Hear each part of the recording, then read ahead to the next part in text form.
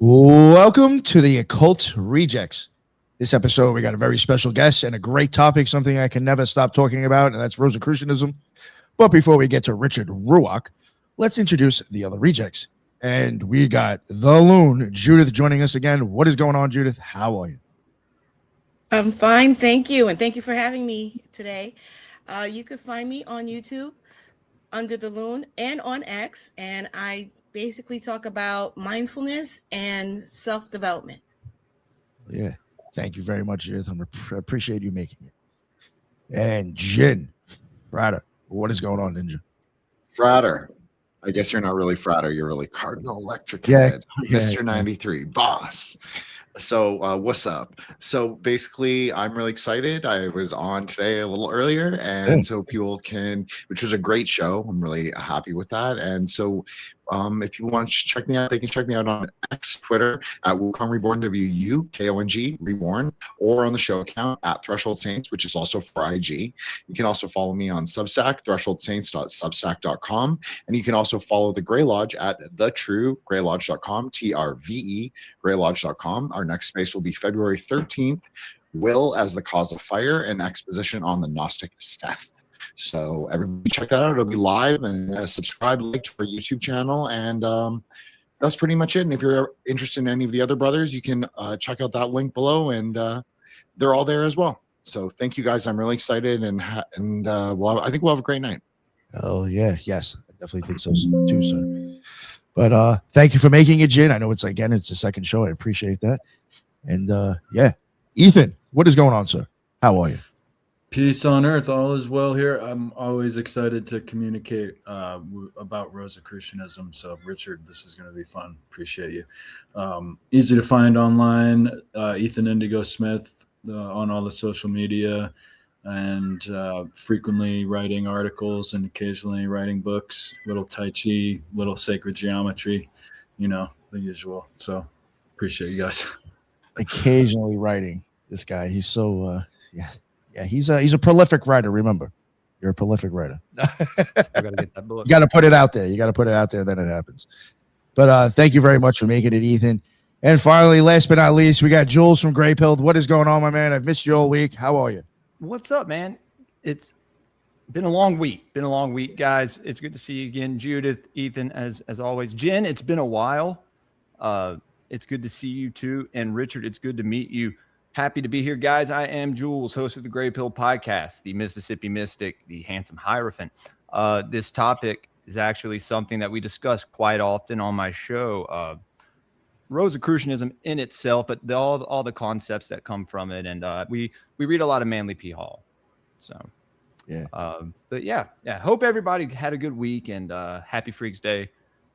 Ready for the weekend. Tomorrow we're actually reading the adepts in the Western esoteric traditions.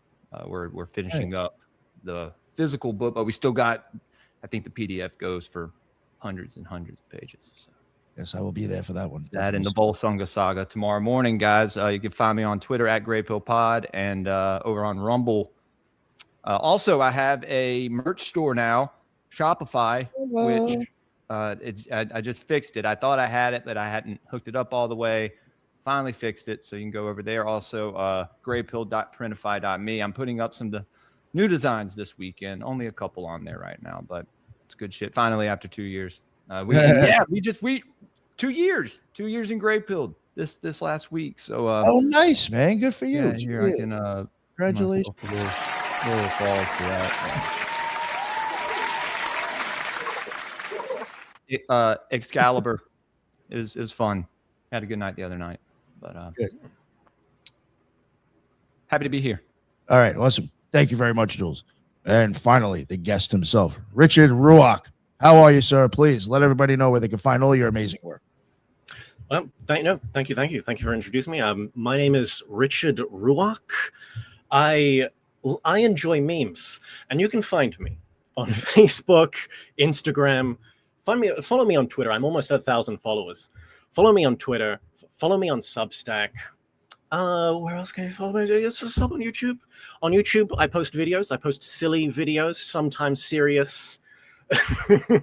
But also, follow me was on YouTube every weekly I do a live stream, and we have a little esoteric book club going on. This is my mission, is to increase the enthusiasm of the Western esoteric tradition within society. So we've finished Beelzebub's Tales to His Grandson by the mystic Gurdjieff, and we're currently going through Manly P. Hall's Secret Teaching of All Ages. So let's go. Let's go.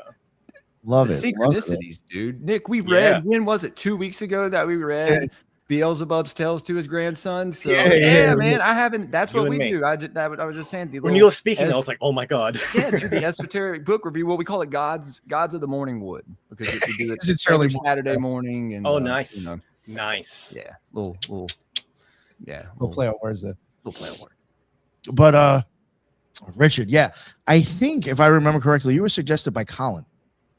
That we just had on the show recently, and he was like, I really think this guy would fit your show. He's got a good sense of humor, and he's really good at what he does. So I was very much looking forward to it. He pumped me up.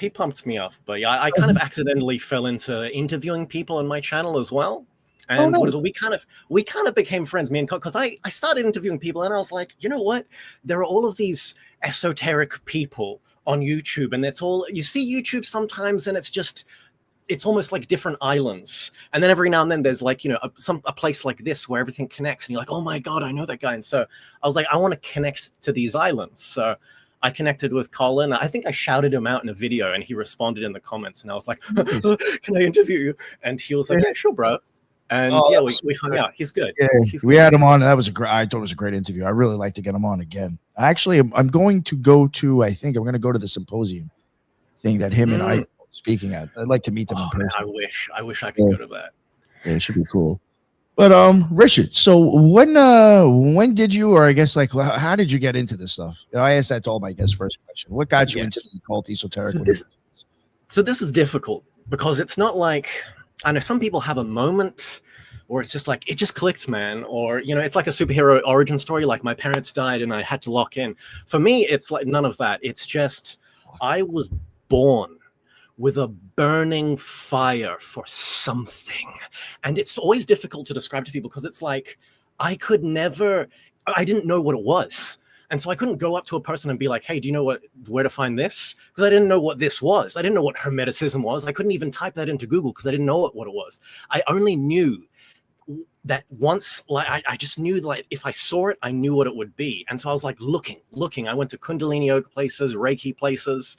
And then one day, I was in uni, I was like 19 years old, and I was hating life, and I was walking from like one lecture to another, and I was passing through a hall, and I saw this flyer on one of the boards, one of the chalkboards, and it said like Gnosticism, alchemy, Kabbalah, astral projection. And I was like, I know what those things are.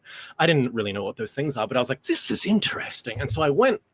There was a guy teaching in the back of his house, and there were like two other guys. This guy walks in with Ugg boots and a cup of tea, and he's just like, okay, let's talk about alchemy. And I was like, blew my mind, unenrolled from uni, and just basically got a crappy trade job where I would like wake up at 6, go to work, come home at 2, and then I spent the next 10 years just studying literature and like meditating.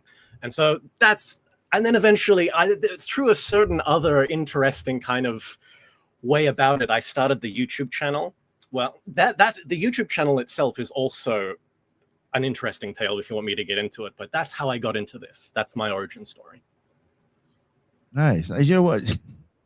Funny, the first question I got after that, you mentioned Uggs. Are those big there because they're made in Australia, right? I mean, is that like a normal shoe to see on everybody? Yeah, so I don't know, actually. This is kind of a thing. It goes through phases, because there was a point when I was like 15 and all the girls were wearing them out. Oh yeah, of course, yeah. But then it stopped, and I'm like, here's the truth about Ugg boots. Ugg boots are disgusting. Gotta wear with the pajama, not the pajamas, the sweatpants too, right? Exactly. It's like they're really comfy, but once you sweat once, they stank. They stank, dog. And so I don't know if people just don't know, and then everyone's like, no, it's gross, and they stop buying them, and then the race memory is forgotten, and the next generation just goes through a phase of buying Ugg boots or something. That seems to be what happens. It's like it's a generational thing. I haven't seen this one. They're comfy. I've owned them myself. I mean, I have to defend them. They're great farm shoes. I'm not gonna lie. I don't know. If I have to run out to feed the chickens or do something, it's Uggs for sure. I feel the same about Crocs, though. I just feel like I don't know. I've had the Uggs with like the sole and everything, so you can actually go out in the Like- street there. Yeah, you can use them for something else other than just walking. But That's funny though. I was just wondering because I think they're made in Australia, correct? So I just assumed- Yeah. In all of the souvenir shops, it's like Ugg boots, and it's like a coin pouch made out of a kangaroo's ball sack. nice. Wow, awesome. Nice. So we're going to talk about Rosicrucianism. I guess that is a topic that you're very much into, sir. I'm very passionate. Very passionate. I enjoy Nice. Rosicrucianism, Hermeticism, Gnosticism, all of the isms. I seemed very very intrigued by people who promoted it. You know, I covered a few people like Michael Mayer and Robert Flood. You know, what do they call them? Apologists? Yes. Whatever. Yeah. I was very much into their style of stuff. So I was very intrigued with Rosicrucianism. And I've had other, you know, I had God, I already forgot that other guy's name. He came on the show. He worked for Manly P. Hall. He was into Rosicrucianism. Yeah. Ronnie Pontiac. I don't know if you've heard of him. Well, Hall Maybe I'll put you in touch with him. Hall Yeah, he was works a for Manly P. Hall. Okay, that's interesting. Yeah, Say the that name again? pops, but Jules, say that again. No, I said, well, Hall was in that lodge, so he was a Rosicrucian. I heard Hall was friends with Max Heindel, but I was unaware he was in a Rosicrucian lodge. Yeah, I mean, you can see it as well, kind of expressed through his text and what he writes as his thought when he puts in his 2 cents here or there. It's very, You see the very influence. reminiscent of a lot of Rosicrucian texts. But no, man, I'm very excited to hear what you have to say. Yeah. You probably know a lot more about it than me. Yeah, So. probably all of us here. Yeah. So I don't know where you want to start with that. I mean, you want to give an idea, maybe for people who don't know. I mean, a little bit of history of Well, it. I mean, I know that it might include their 3 productions too that was put out. yeah, I mean, well, one thing that's always hard to describe is what is Rosicrucianism. And what I like to say is Rosicrucianism appears to be a synthesis of 2 things. It seems to be a marriage of, how should I put it, Italian Renaissance Hermeticism and native German mysticism kind of came together and touched and made a baby. And that was Rosicrucianism. I like that. Well, it did start in Germany, correct? I mean, Yeah, so the that's 3 where the manifestos showed up and all those things. Well, the 3 manifestos, apparently there's actually 6, which I did a video on the 4th one recently. Oh, which is okay. interesting. But the 3 first manifestos were published in Kessel, Germany. But it's one of those things, it's like the influences, when you look at what influenced the Rosicrucians, you can kind of get some flavor of Giordano Bruno, you can see Ficino, there's these hermetic texts coming out of Italy. And then at the same time, you've got like Jakob Boehm and things like that. A lot of Rosicrucians read him. So it's that kind of mysticism and Italian Hermeticism that kind of comes together in this Rosicrucian synthesis. How you said like Giordano Bruno and Jacob? I don't know how you say that guy's name. Jacob Boehm. Oh yeah, definitely. Yeah, but they're both also very, yeah. I recorded a whole solo episode realizing I said his name wrong and literally went in and edited out the last name every fucking time. I was ready to just pause my computer because I was like, I know somebody's gonna bust my balls about saying this guy's name. Oh, you said his name wrong. How the fuck do you know anything about him? Well, so I didn't want to deal with that, but I did notice that a lot of the people you just mentioned now also have a very, in my opinion, very Christian type of look with their stuff as well. Yes, yeah, and I mean that's the other way to describe Rosicrucianism is esoteric Protestantism, Right. But that's a bit weird to say nowadays, because when we look at Protestant nowadays, it's kind of like, Anglican. You think of like American evangelists, and it's like, cringe. Whereas like mysticism is more Catholic, more Orthodox. But there was a time when Catholicism was kind of overloaded with a lot of kind of bloat, with lots of corruption. And it was actually, there were these movements that were more, how shall we say, more mystically inclined, that were saying the church has gone wrong and we need to go back to the original church. And so you have these movements like the Pietists, like Jakob Boehm, I believe, comes from the Pietist movement, Quietists, the Quietists. Like they would say things like, God, he's something transcendent, but I feel God within me. And that thing that I feel within me, I also see reflected in nature. So God is in nature. And the church is like, oh, that's pagan. And the quietists had to keep quiet about it, hence why they call them quietists. And so it's like that German mysticism coming up is what you see kind of fused in. So you have this esoteric Protestantism, because when you read the manifestos, Fema Fraternitatis is kind of like, this is our deal. Freda CRC, he went to the East, he came back with Book M, he has a secret vault. When you read the Confessio, the Fema Confessio literally begins in like the first 2 paragraphs, they call the Pope the Antichrist. It's like, bam, getting straight into it. Pope, bad.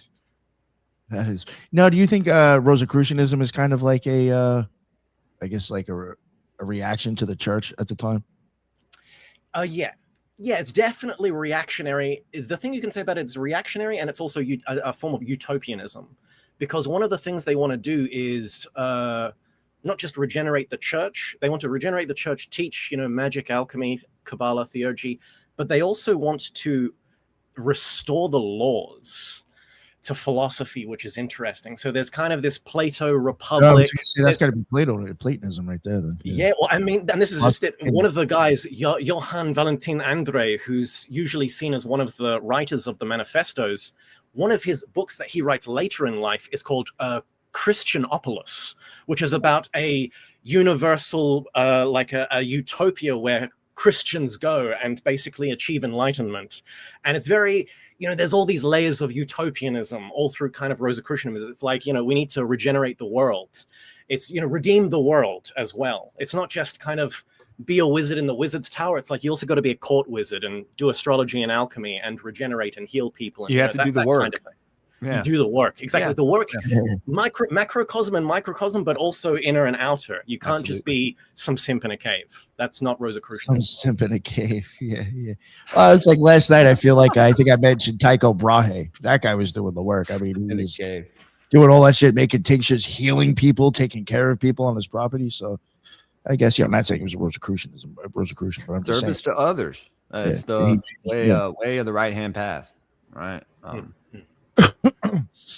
So yeah, I had always just assumed from the stuff that I don't know much about Rosicrucianism, very interested in it and interested in the people that have promoted it.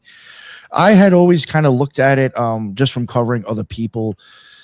And I think it would probably be from like I don't know, maybe from like Pico della Mirandola and like up. I feel like around that time when like you started mixing the Kabbalah, Catholicism, and Christianity. And he started kind of getting like, a big, huge, I don't know. I feel like a lot of people started coming on to stuff. The esotericism started getting huge. And then all of a sudden, like the churches just started to start squashing it. And then I feel like Rosicrucianism popped up and they're like, what the fuck's going on? Like, so that's kind of how I looked at maybe they came to be. Yeah. There's definitely those kind of, when you suppress something, it, what is it? Pressure makes diamonds kind of thing. As you suppress something into the subconscious, it just kind of, as I like to say, it's like what we see in society is everything in the center, but everything that's rejected goes to the outside. And in the outside, it gestates. That's where all the vagabonds are, the bohemians. And then it's like everything there kind of gestates and forces its way back into the center. So there's these kind of things that become hidden. As they're hidden, they gestate, they cultivate, they grow. And these societies, Rosicrucianism, Freemasonry, and different certain attendant orders, it's almost, people say Freemasonry, but it's hard. Jesuit. Well, definitely. I mean, they started off all right, I guess. But, but then they started, yeah. And it's like these secret societies like Freemasonry, it's hard because there are so many attendant orders to them that aren't the really Masonic. They're just other things. It's like Freemasonry seemed to start off esoteric, but then as more members joined, it diluted. And so the esoteric members kind of invented orders to stuff more mysteries in. And that's how it kind of escalated. And I mean, that's all things. And some would have been good, some would have been bad.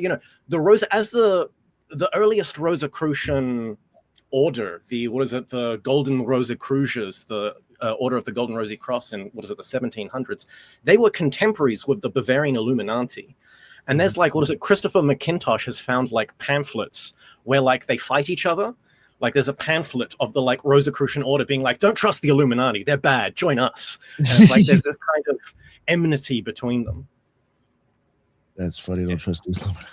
Well, I think it was a very public thing in society to be a part of these these, especially back then, right? Oh yeah.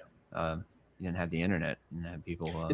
It was definitely ubiquitous in society. I think, I'm in Australia. There's some like statistic. I'm not sure, source, trust me, bro. But there's some statistic where it's like before the 1960s, 1 in every 6 men in Australia were Freemasons. And it's like, you look back in the day in continental Europe, it's like everyone was a Freemason. It's like, which is why I don't get a lot of conspiracy theories where they kind of go, and this guy was a Freemason. Everyone was a Freemason. It's a marker that means nothing. It's like Karl Marx was a Freemason. He was a part of this specific lodge that did the Memphis Mizraim stuff. And it's like, oh, so the Bolshevik Revolution was a Masonic conspiracy. Yeah, well, like Tsar Nicholas was also a Freemason. So the White Russians were also Freemasons? What's going on? It's like, there's this, everyone was a Freemason, dog, like get over it kind of thing. I have this painful thing with conspiracy theorists. Well, I do get it to a point for sure. One thing I wanted to ask, and this is going back a little bit, it was just you happened to mention something. Back in Germany, I think the guy was called a Landgrave. If Kessel was the last name. Does that sound familiar? Kessel is the town where the pamphlets were published.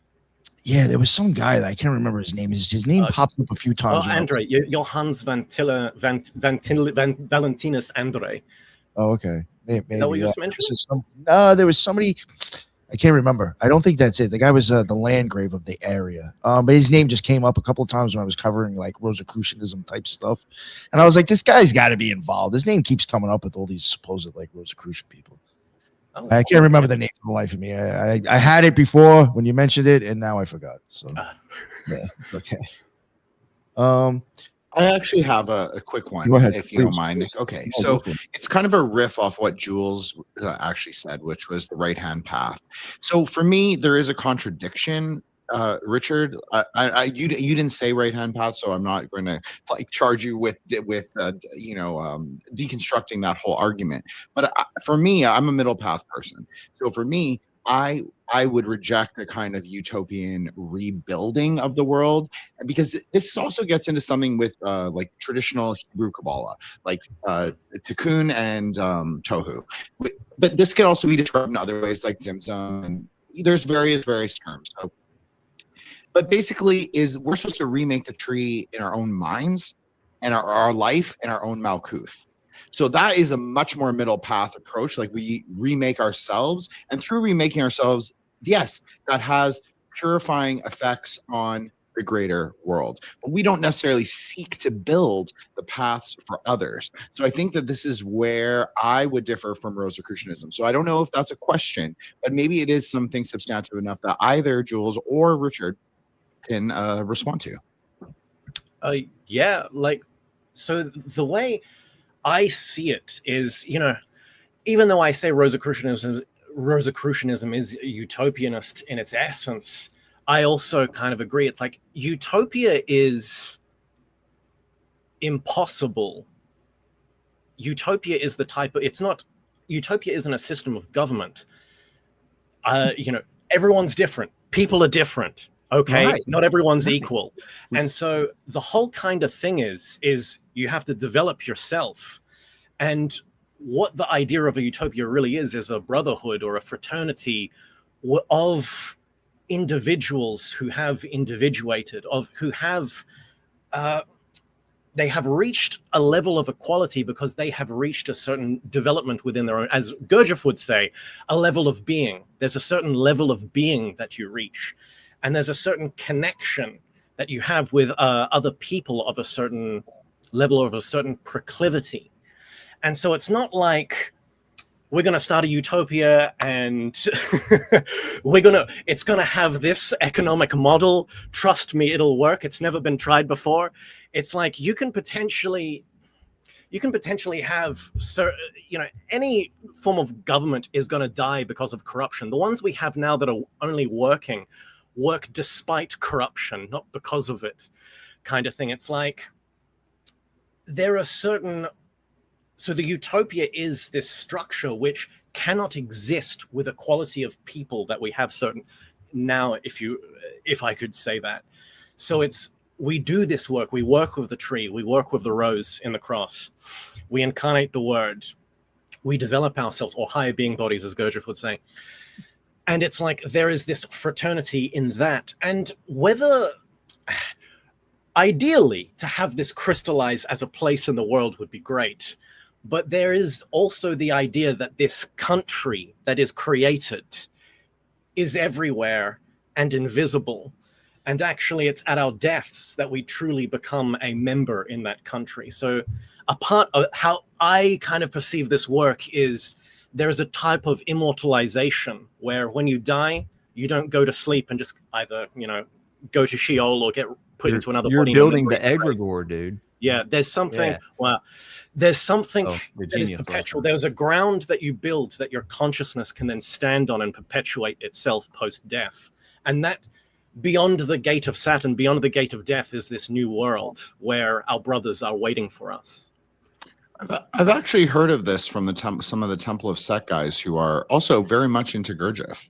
So there's this thing called the Uranian impulse where you kind of break free of the markers of Saturn and fly free, you could say, into Keter. So very interesting. I think you said, though, the right word, which is individuation, which is as we're doing here, like discussing these matters of consciousness, processes of consciousness, as we would say in Buddhism, processes of adamantization, to borrow something that's also very Gnostic. But yes, Vajra can also be translated as diamond thunder or adamantine. So there's something in common with all of the, Hermetic and sorceress languages, I think.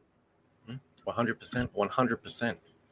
If I may, there is a book that was written about this ideal utopian world. I'm not sure if he was himself Rosicrucian, but it's interesting. Lead into the question I have.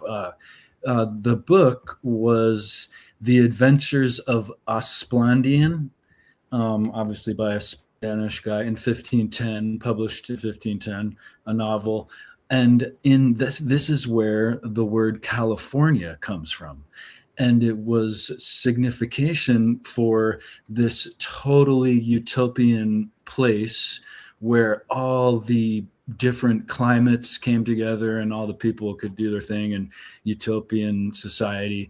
So it's interesting that this kind of came to the New World, and there was this impetus to have this Rosicrucian West Coast thing going on. Even there is a lot of Rosicrucian history in Northern California, subtly or overtly, in the sense there's in Northern California there are the cities of Sacramento, Santa Cruz, and Santa Rosa, which make up this kind of Rosicrucian triangle, if you will. And also in San Jose, not too far from Santa Cruz particularly, there is the Rosicrucian Museum, where they've now actually, they have a huge collection of Egyptian relics and so forth, and the biggest collection on the West Coast, they say. In that sense, how do you think Rosicrucianism has transformed, as you described it as being like a German mysticism crossbreed with the Vienna persona people and so forth? I thought that was a really great way to summarize it. And so how do you think it's transformed as they've kind of integrated or claimed to have integrated, Egyptian and other ideas from other long time, past, and also maybe even more recently? Sorry if that's a super long question. Thank you, Richard. No. Hopefully I can answer this, but this is interesting because it also goes back to those original manifestos. It's very likely that there was no order behind them, and that it was a kind of a writing group. And what Rosicrucianism is at its beginning is a meme. And as it embedded in people, they were like, this should exist. And so certain orders sprung up. And as those orders have sprung up, so you get the Order of Golden Rosicrucians, and then you get the SRIA, and then you get the Golden Dawn, and you get OTO, and you get all of these other orders, the Rosicrucian Fellowship of Max Heindel, you get the Fellowship of the Rosy Cross, completely different order by Arthur Edward Waite. You get the FRC with, Swinburne Clymer. All of these guys have their own, they add a little bit to them. You get a Mork. Harvey Spencer Lewis's Amorc. They all add their own kind of thing to it. There is something at the core of them all that you could say remains Rosicrucian, but fundamentally they do go off into different directions in their own sort of way. Like, the Golden Dawn is seen as more magical, like teaching kind of magic, whereas Amorc is seen as more mystical in its higher rung. You get initiated into Martinism, and it's more of a reintegration of being kind of thing.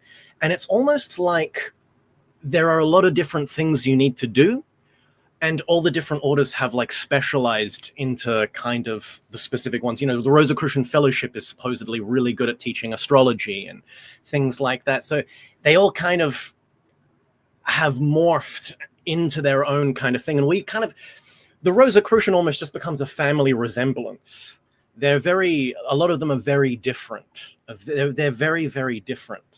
But I don't know if you want to zoom in on any specific one to go into more detail, or I'm not sure if I answered your question also. But yeah, they've descended to us, a lot of these orders, and have become they've taken on their own kind of roles. That makes sense. No, that totally answers the question. And yeah, that makes a lot of sense that they're a meme. And by that, I think actually Ronnie Podiak sent something like, they're not hierarchical, they were horizontal in their distribution of information. And I found that really striking, right? And that is really the power in such an amorphous group, if they are a group at all. It was kind of. Oh no, you go. No, sorry, Richard. Well, I was just going to say to what I had said earlier. If Hall wasn't, if he wasn't a Rosicrucian, he was a Mason, right? So in these treaties that I have, he refers to Christ as his Lord, right? His Lord and Savior. And so I figured if you're going to go anywhere from Masonry into a higher level of some kind of mystery school or secret society, then he would take the Rosicrucian path. And that's just my assumption, and from me reading him, what I can gather.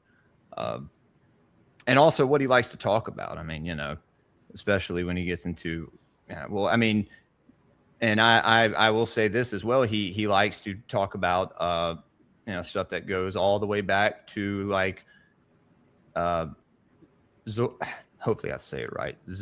Zoroaster. Yep. Yeah. Zoroaster, and like, and Jen probably knows, I'm sure, the Kabbalah. But I've read a lot of what he has to say, right?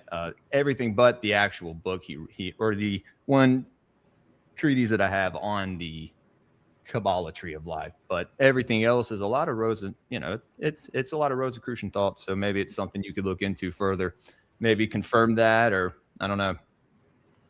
Another way you could describe Rosicrucianism, I mentioned it's like, this marriage of German mysticism and Italic Hermeticism. It's also esoteric Protestantism. Yeah. You can also describe it very simply as Hermetic Christianity. So some Christians, follow Thomas Aquinas, who was kind of Aristotelian. So that you have Aristotelian Christianity. Some people follow more St. Augustine, who was Platonic. So you have Platonic Christianity. Whereas the Rosicrucians, they are Hermetic Christians. You can kind of describe it like that as well. That too, this is what I thought I've come across recently. I could be wrong. But even with Aquinas, I think there still was a few things that was like kind of by Plato that he did accept. So I just, the reason why I'm saying that again, I'm not trying to beat a dead horse. I just don't think Christians realize where they come from. You know what I'm saying? That's what, So got a question from Assyric Media right here. Mr. Ruach, what do you think about the analyzing axiality show from Pagan Revivalism and Imperium Press. Yeah. They're good. They're good. The axiality show. So the pagan revivalists enjoy the axial age. And the axiality show is just that's the name they have for their own little podcast. It's right. I enjoy a lot of pagan stuff because at heart, I like to say deep down inside, I study Kabbalah, I study Rosicrucianism, I study, Gurdjieff, but my spine is Gnostic. And how I describe Gnosticism, I really hate it. It's like, oh, you're a Gnostic, so demiurgs and dualism, huh? And I'm like, no. Gnosticism, what makes a Gnostic is in the word Gnostic, knower. A Christian is Christians because they believe in pistis, or the soteriological key to salvation. Soteriology being salvation, the soteriology being the study of salvation. Sorry, the soteriological key is faith in Christ, whereas for the Gnostics, it's knowledge. It's knowledge is the key to salvation. Knowing Christ or God, attaining enlightenment is the key to salvation.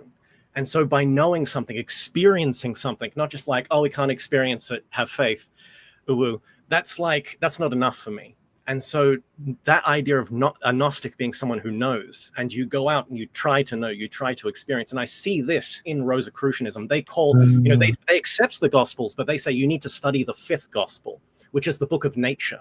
You need to study nature. And it's like, I see this in paganism. In paganism, they're trying to reclaim divinity in nature. So I have a lot of, even though modern paganism has a lot of factions and a lot of discomfort within their kind of, or like places, I have a lot of admiration for them. I'd have to agree with you. Yeah. One thing I did want to ask, kind of want to start going towards maybe the manifestos. But before then, with the Rosicrucians, were they like, well, I guess first, before I get into that, because of other people, again, like Michael Meyer and Robert Flood and other people that have come across, did you think that, and I think this is a big difference with people. Oh, thank you, Fred Rossi. Thank you. Yeah, I just saw that as well. Say, yeah. Every time I get a good guest on this, thank you. Thank you. I appreciate it. $1 from Frater RC. What are your thoughts on Amorc trademarking the name and suing older Rosicrucian orders into oblivion? Question. Hey, take that one, and then I'll ask you my question. Take that one first. You're lucky to pull yours up for free, dude. This I always find funny, and I'm always like, this is the biggest smear on Amorc. Because the thing about Amorc is they're also the biggest Rosicrucian school, and you always know when someone is a member of Amorc because they don't teach their students about other Rosicrucian schools. They're like, we're the real ones. So when you meet someone from Amorc and you go, oh, hey, what are you? And they say, oh, I'm a Rosicrucian. And then you ask, what order? They go, huh? And it's like, oh, you're Amorc. Yeah. It's like, dog. And the thing about the early Amorc is they fell into this kind of American... See, America has this weird factionalism. They was like Max Heindel went there. The FRC was there. There was like a fourth one. And then like, what is it? Amorc go there. And Amorc has this weird history where, can I just go off on a massive tangent here? I met an Austrian guy randomly. And I was like, oh, you're Rose. And we're talking about Esotericism, Rosicrucianism. And he was like, yeah, I'm Amorc. And I was like, oh, okay, how's it on the continent? And he told me this crazy story. That like there was these continental Rosicrucians that were like hardcore, where there were people who had cities, they had faculties, like one guy could like make himself invisible and all of this kind of stuff. Amorc was originally kindergarten school for Americans. It was to get Americans into Rosicrucianism. But then World War II happened and, people get flung, buildings get burnt, libraries get burnt, people get flung into, jail cells.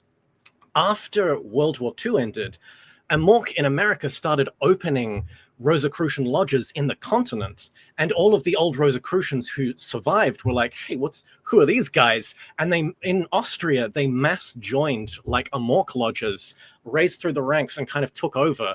And so Amorc on the continent is slightly different. They're actually I don't know about now, but there was actually a time where you had all of these people talking about old stories of everyone meditating in the temple, and then one guy would open his eyes and he saw like the master at the front had turned like the top half of his body invisible by using the cloud system or something like that. And I'm like, what? You hear all these like weird stories.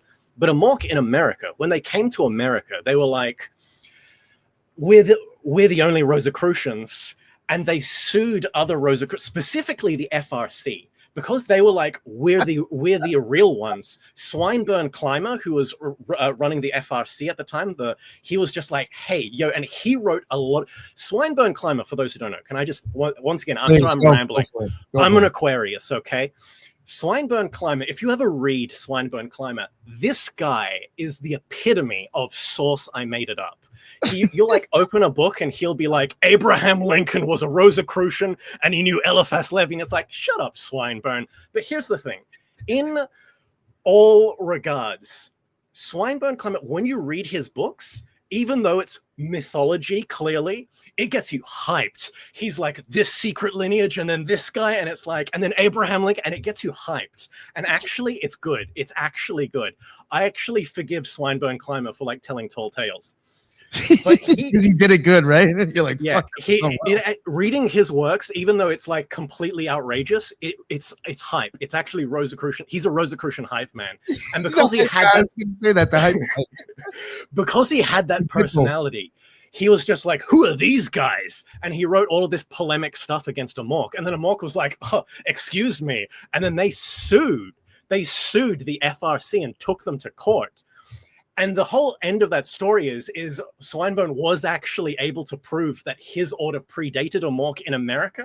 And so it got like thrown out of court, and it was this whole kind of malarkey, but they've never quite come to terms with it. And one of the things is as well, Amok kept going and is like super big, and the FRC is almost unknown.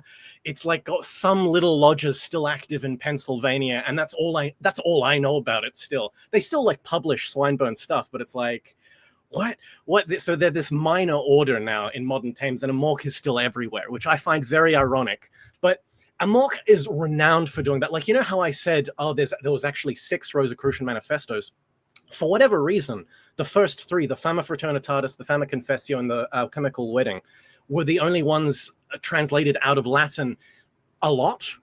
And so you see like Rosicrucian trilogies of just these 3 manifestos, but you never get like the other ones out of Latin.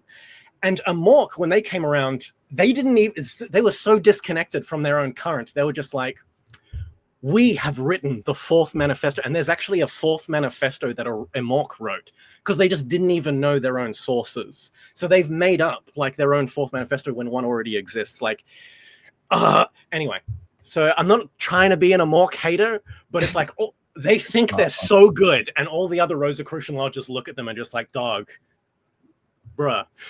Anyway, so that was a huge rant there. But, no, that's good. That's good. I've got a quick one, if it's okay, Nick. Yeah, I just want to respond to the axialist question, because Karl Jaspers, who is considered widely to be the father of the axialist sort of theory on religion, he actually said that Buddhism was the true axial age religion. So I know I've made pagans cry many times in the past and maybe sometime in the future, but I have cooled off a lot about my pagan hatred. But I just want to say that the true axial age religion is Dharma. Thank you. Based. What is up, Frat RC? How are you? Hey everyone, good to see you. This is a surprise, but hey Richard, I've been enjoying your talk very much, man. I sent a super chat because I had a question, and then you kept talking, and I was like, I have another question, and at the same moment they invited me on. So thank you everyone for having me. Though in the sign-on process, I missed the last few things that were said, so I can't jump in on them. But when I get up to pace, I do have a couple questions. Nice. Oh, thank you for jumping on, man. I'm sure you could definitely add to this topic as well. Well, they pertain to what you were saying, but then I had to do the quick little setup here, right? And I couldn't even get the green screen up, so that you get my Llewellyn calendar, which is ridiculous. What is Llewellyn doing? This is Aquarius January. That's Llewellyn art. What is that? That's like 80s cocaine art. But I love to support Llewellyn. Is that 1970s Saint Germain? What is that? And that's the best picture on it. that white-haired white guy that says Aquarius and spray paint behind him. It's like Bruh. ketamine and coke. Yes, please. It's. I miss the mythicism and the fairies and the poetry and the, there's all these groovy new age artists, and I don't know what Llewellyn has done with their calendar this year, guys. Come on. Oh man. Frater, before I ask him more questions, was there anything you did want to add to something that was talked about? Yeah, well, my controversial super tweet there was whatever. What do you think? This is my I prefer my other question, but this has to be asked. What do you think on Amorc copywriting, trademarking the name Rosicrucian Order and then suing older Rosicrucian orders into oblivion? Yeah, we just talked about it. Oh yeah. No, I did that. I must have been setting up the mic. Oh no, yeah, I did this huge rant. I did a huge rant on that. God bless you. Yeah, he definitely put a battery in his back. Then let's talk about Christianity, because that's less controversial. Somehow. Here we go. Do you see the Rosicrucians as a Christian group? How shall we define Christ? Well, we're defining Christian, not Christ. So okay. As a Christian order, no, not at all. Yeah, because in the family, it has people of different religions, right? That's the problem. It's hard to say it's a Christian thing. Yeah, it's otherwise you're completely disregarding blasphemous, the fama. Completely heretical. Yeah, but I mean, they still have flavors of incarnating the word. Like, are we going to say Rudolf Steiner is a Christian, where he demotes the Christ to like a kind of a logoic thing that you can incarnate? Like, if Rudolf Steiner anyone can be a Christian, man. If Rudolf Steiner is a Christian, then Rosicrucians are still Christian. Yeah, but the point is, there's non-Christians in the fama listed as brethren of CRC. Therefore, yes. at worst, it's an interfaith community. Yes, that's well, I mean, that's interesting. We could go into a kind of a logos spermaticos and be like, the logos dropped seeds into all of the traditions in the world. So all traditions have something of truth in them, of the logos in them. And so as Rosicrucians, we should respect all traditions and allow them in and treat them as brothers, kind of thing. But I don't know if that's a cop-out. You had me at sperm. Amen. No, sorry, logos spermaticos is the term of the... Oh, no, I know. I'm just having fun. It's Friday evening. So, basically, the logos just money shot all over the world, and now we're in the remnants of that, and because of that, we all share in the sperm, and it's all about sex, man. It's all about is that sex. what that smell it's all is? about dicks and Brought to demons. you by Amorc. This rant was sponsored by Amorc. David, I was initiated into the Amorc sperm? when I was like 11, 12, and then went down there when I was 14 and got adult membership at 15. And then realized that it was just still a bit watered down, to say the least. Yep. But hey, I love their whole San Jose setup. Have you been there? No. I'm trapped in Australia. Impressive. Oh, well, sorry. I'm trapped in Canada. It's not much better. Oh God, dude, I'm sorry. That was funny. Y'all's truck but at least we're all not in England. Yeah. Well, I'm getting close. It's getting close there, but who knows? Yeah, we're on our way. If I keep talking about sperm, we'll see. We'll see. Well, those were my two questions about. Yeah, exactly. Dear Lord, you guys are mad people. I love it. Those were my two questions. I'm sure I'll have more, but I'd love to hear you talk more, because this is my subject. Yeah. So sperm is the Christ, and Christ is the mediator between man and God. So basically, through the transmutation of our sperm, alchemically, of course. Let's go. Dude. We achieve the rose and the cross. You know what I'm saying? That's what I do. I do. End the stream. As a celibate clergyman, I know what you're saying.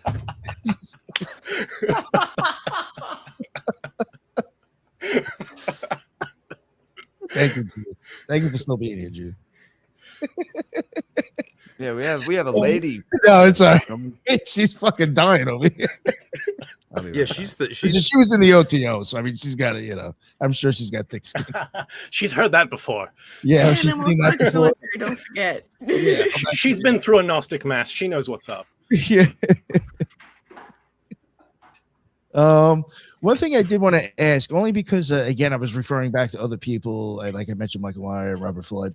very much like polymaths.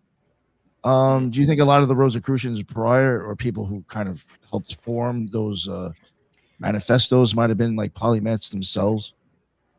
Yeah, and this is something else I'm quite passionate about, because, like, you could say, those manifestos came out of supposedly they came out of the University of Tübingen, the Tübingen Circle, which generation later produced Schelling and Hegel and Fichte and German idealism. So German idealism has a weird Rosicrucian link, and Hegel read frickin' Jakob Bohm and all of that kind of stuff, or Jakob, or however you pronounce it. But Böhme. It's interesting. Jakob Böhme.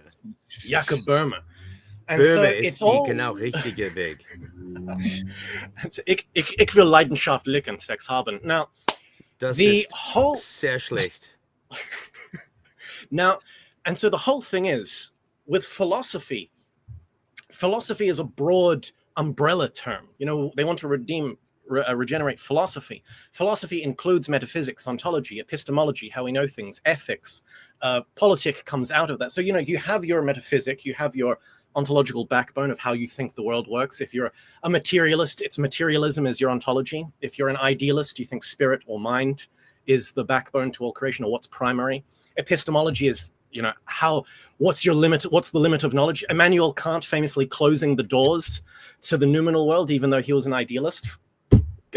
Unforgivable. And then you have your ethos, your ethics, how you act in the world, and that can be expanded out. How you act in the world can be expanded out, how you treat other people, how other people should be organized into a politic. And then, of course, you have aesthetics, and all of those things in philosophy should be interconnected. So, you have Schopenhauer with his metaphysics of the world as will and representation. So an artist always mixes his will into his art. Art is a combination. It is a representation of the artist's will, which is why Schopenhauer says music is the highest form of art, because there is no representation for music. It's just pure will, just flowing there in flux. And so you have you have this idea of philosophy as these 5 things. It's a very generalist things, and science is actually something below philosophy. Science is downstream from philosophy. But what's higher than philosophy? What's higher than philosophy is literature. Great literature, like Dostoevsky, isn't necessarily a philosopher, but philosophers read him and rave about him. Literature is higher than philosophy. Literature, folk tales, fables, mythology. And here's the thing. What do we call that? We call that logos. We call that prose. And when Heraclitus talks about prose, talks about logos, he says there's 2 forms of logos. There's prose, which is walking logos, and then there's dancing logos, or poetry. So what's better, to walk or to dance? Poetry is higher than literature. And poetry itself used to be sung. What's before the philosophers, before Plato, we have Pythagoras. Before Pythagoras, who does he look to?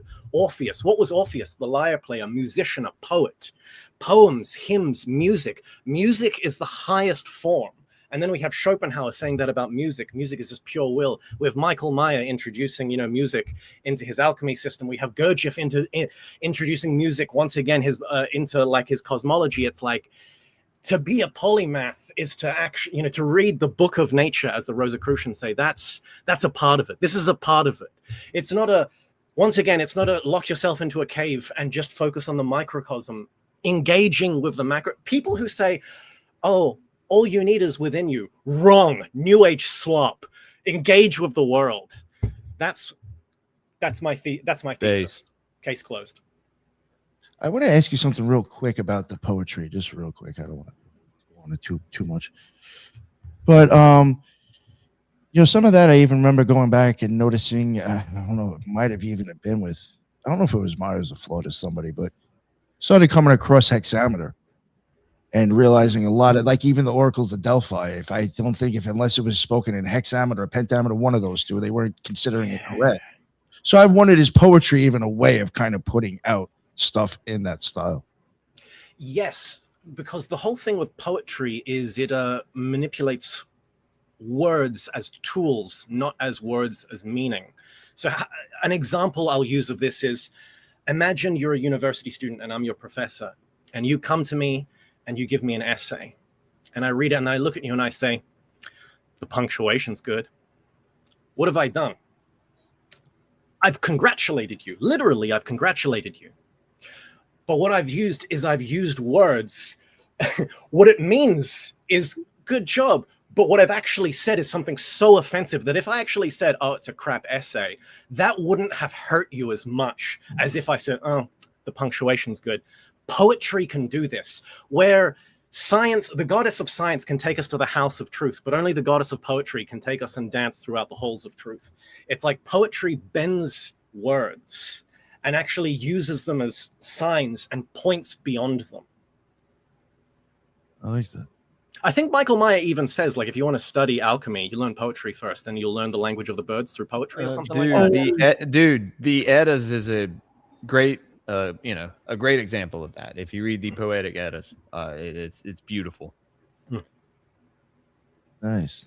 All right. So did you want to get into manifestos? I think the other question I had was, there people prior to those manifestos coming out, was there like an idea of Rosicrucianism kind of floating around already, or? I mean, so here's the thing. It's like Rosicrucianism is a label that those manifesto makers kind of settled on. But before that, there was something going on in Europe. I think there's been like some guys in the Pan-Sophism movement, and it's Pan-Sophy. I'm going to say it's Pan-Soph, spoiler alert. But like those guys did a lot of work. And one of the things they did was one idea that came up was Heinrich Agrippa a Rosicrucian? And when diving into him and trying to find out that, they found out that Heinrich Agrippa knew all of these people. There are all of these diary notes or letters where he's like, hey, can you fund me? Hey, can I get there? And you look at him going across Europe, and he's always out of money, but he seems to arrive in a place and be sorted out and be funded. And it's like, it seems to be that Heinrich Agrippa was a member of a secret group that remains unnamed, but it's like seems to be, he's pre-Rosicrucian, so it wouldn't have been called that. So there seems to be some group that was Pan-Sophic in the West that may have used the rose and cross as a symbol, as well as, hey, let's not discard masonry, the compass and the circle as a sign as well for it. But there does seem to be something there. We just can't really label it.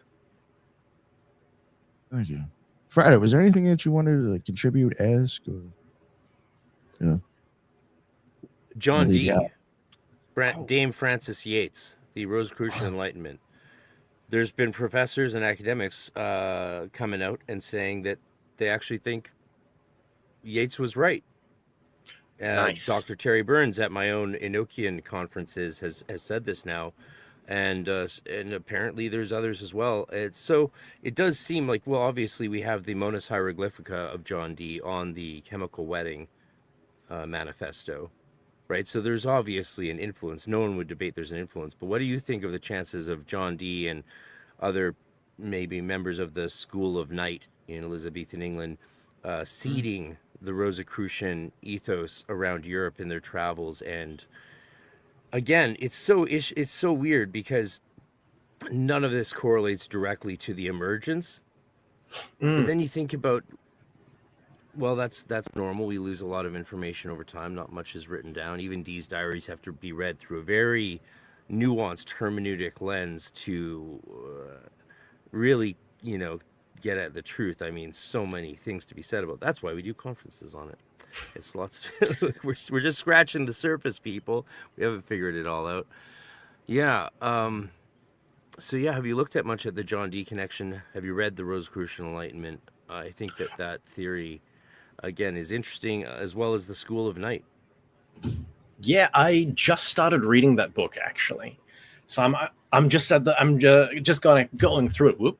But it's like, so you have to read it, then you have to read all the papers debunking it, and then you need to read it again. So you're in for a journey, bro. Bruh, nah. Oh god, there's so much stuff to read. I weep. I look at my bookshelf and I weep. Ronnie Pontiac crushing it with his new book. I just sent him an invitation to our conference. Have you seen his new book? No, what is it called? Oh God, well, what's the actual title? It's the big new book on Rosicrucianism, and he was like the secretary or assistant to Manly P. Hall, or yeah. And if you want to check out a good episode, he's on the Occult Rejects. He was he came on right. that I book saw him months here. ago. But months ago, last he came on week, to that I'm pretty sure, didn't he? Yeah, but I he still was haven't been able to. He came on to that book already. Yeah. Yeah, I'm still waiting for it to show up and be available in Canada. I got the audiobook and I listened to him on Aeon Byte Gnostic Radio last night. It was just Nice. fucking amazing. I mean, Nice. anyone coming out Shout of out Aeon Manly Byte. P. Hall's lineage is going to know their shit. Plus, he's a musician, which just adds to what you were saying earlier about poetry and Kant and art being the only thing that transcends reason and emotion. Yeah, beautiful stuff, man. Absolutely. The title is The Rosicrucian Counterculture. Yeah. Ooh, spicy. Yeah. Yeah. It so was pretty impressive stuff he covered on the I have show. I have a few. Who's I think Shane a Smith? few questions. I don't or a know. couple I don't questions. know. From that account, I don't think that's probably not a bad thing. Oh, I did mention earlier today because I Not even knowing had makes me feel old. no, I had an issue with the earlier show today with like just somebody just talking dumb shit. And I did mention even the people that I had the other night when they were busting your balls, those aren't even normal people in my chat. They're coming from somewhere else. I got So- some messages from people telling me where they probably came from. It's no surprise. Yeah, no, but You it know, has as a good- it's somebody else trolling me for other reasons. I think or trolling you. So yeah. Sorry about that. Par But for the course. yeah, fuck them. All right. So do you want to get into? Would you mind? Is that putting you? Well, maybe between both of you, so I don't have to worry about it. I would like to try to maybe touch on the manifestos a little bit. I was going to ask him a couple questions, but we can wait towards the no, end. no, I was no, kind of no. waiting more towards the end because I work 10 hours and then I have an hour in between that and home, and so I need a minute to kind of get my head on right. So Okay. not to talk too much through the beginning of the show, but I can't help myself sometimes. Okay, so have you seen the insignia for the Lutheran Church? Like the whole, does that come from the Rosicrucians? Like, was Martin Luther, was he a Rosicrucian? Because it would make sense. And I don't think people put it together because that's kind of the stuff that's like, it's in our face, but no one really realizes it because no one's doing the research on Rosicrucians and being like, well, was this guy? Or they trust him completely. I've had the exact same thought, and I don't know. Okay. Also, Very close. Georgia Guidestones. What's your Yeah. when it says RC Christian, that being at the very bottom of the whole thing with the get the population down to 500,000 and like the 10 Commandment kind of thing. And then it had all of the cosmological little scopes you could look through the holes in the rocks and stuff. That was pretty cool. That's another one. I don't know. And Like they blew it up. that, I learned about that ages ago, and then I vaguely looked into it, and what I looked into said some guy in a morgue put them up, and then I never looked into it again. Those are Mort guys, man. And then I never looked into it again, and then they got blown up and destroyed. And so I haven't thought about them in years. So when you brought that up, I was like, oh. You think that was another Rosicrucian order that was like, fuck you, and blew up their fucking Georgia Guidestones? Like, yeah, fuck you and your lawsuits. Cool. I'd like to go see him now and take my kids, I mean, to talk about look like what the Rosicrucians did, honey. with like a morgue, apparently they have like a kick-ass Rosicrucian museum in like their main center. Like it's actually good. They have like an alchemy museum or something. I'm gonna go. Yeah. I Apparently have it's rolls good. and rolls Apparently of it's film good. from it. Yeah, I went there in '96. Where is it? Oh, nice. Yeah, where is It's it? in San Jose, and like I have tons of great photos. I'll you know what? I'll dig them up and I'll post them on my Instagram on Hermetic Podcast Instagram. I'll just post all of my Amorc photos like from there. I went there in '96. It was awesome. The museum's amazing. There was gorgeous naked women doing photo shoots by the fountain in Egyptian headdresses, and as a 16-year-old, that was like, giddy up. Yeah, Damn. let's go. Damn, I would have joined on the spot. And so I was there. My mom drove me down with my best friend and sister for summer vacation because I was so disheartened by the Junior Order of Torchbearers information, which is what they give to everyone below 18. And we had a local Rosicrucian temple, and my mom was very good friends, the best friends with all the big wigs there and older people there. And I would go there for astrology lectures, all from like age 12 to like till 16 when I joined the Golden Dawn, 15, and I stopped going to Amorc so much. But they had a temple, and I wanted to be initiated, but like you have to be an adult. And so I was like, well, no, this is by age of 14. It was a joke. So they said I could show up and be tested there in person. So we drove all the way down to Amorc. And the head honcho took me into the back room and gave me all these tests of knowledge and even some meditative psych stuff. But I've been doing TM since I was 7 and been initiated into yoga multiple times in the Maharishi cult I grew up in. So yeah, they let me in and gave me an adult card and gave me, so then the adult monographs arrived and I was like, this is bullshit. And I joined the Golden Dawn. I've heard stories of those monographs. Was It was probably good for the 30s or 40s or whatever. I think someone once said they have like a monograph on Kabbalah, and if you go on Amazon and randomly buy a book, it's better than whatever they have in that monograph. I mean, with all the money they have, you'd think they would be funding cutting edge scholarship and, like, you know, provide an avenue for all these PhDs to publish their books academically through them instead of Brill, and bring the price down and like do all human, like there's just no semblance of Rosicrucianism in that I see anywhere in Amorc, other than the fact that they have venues that bring people together with sincere interest.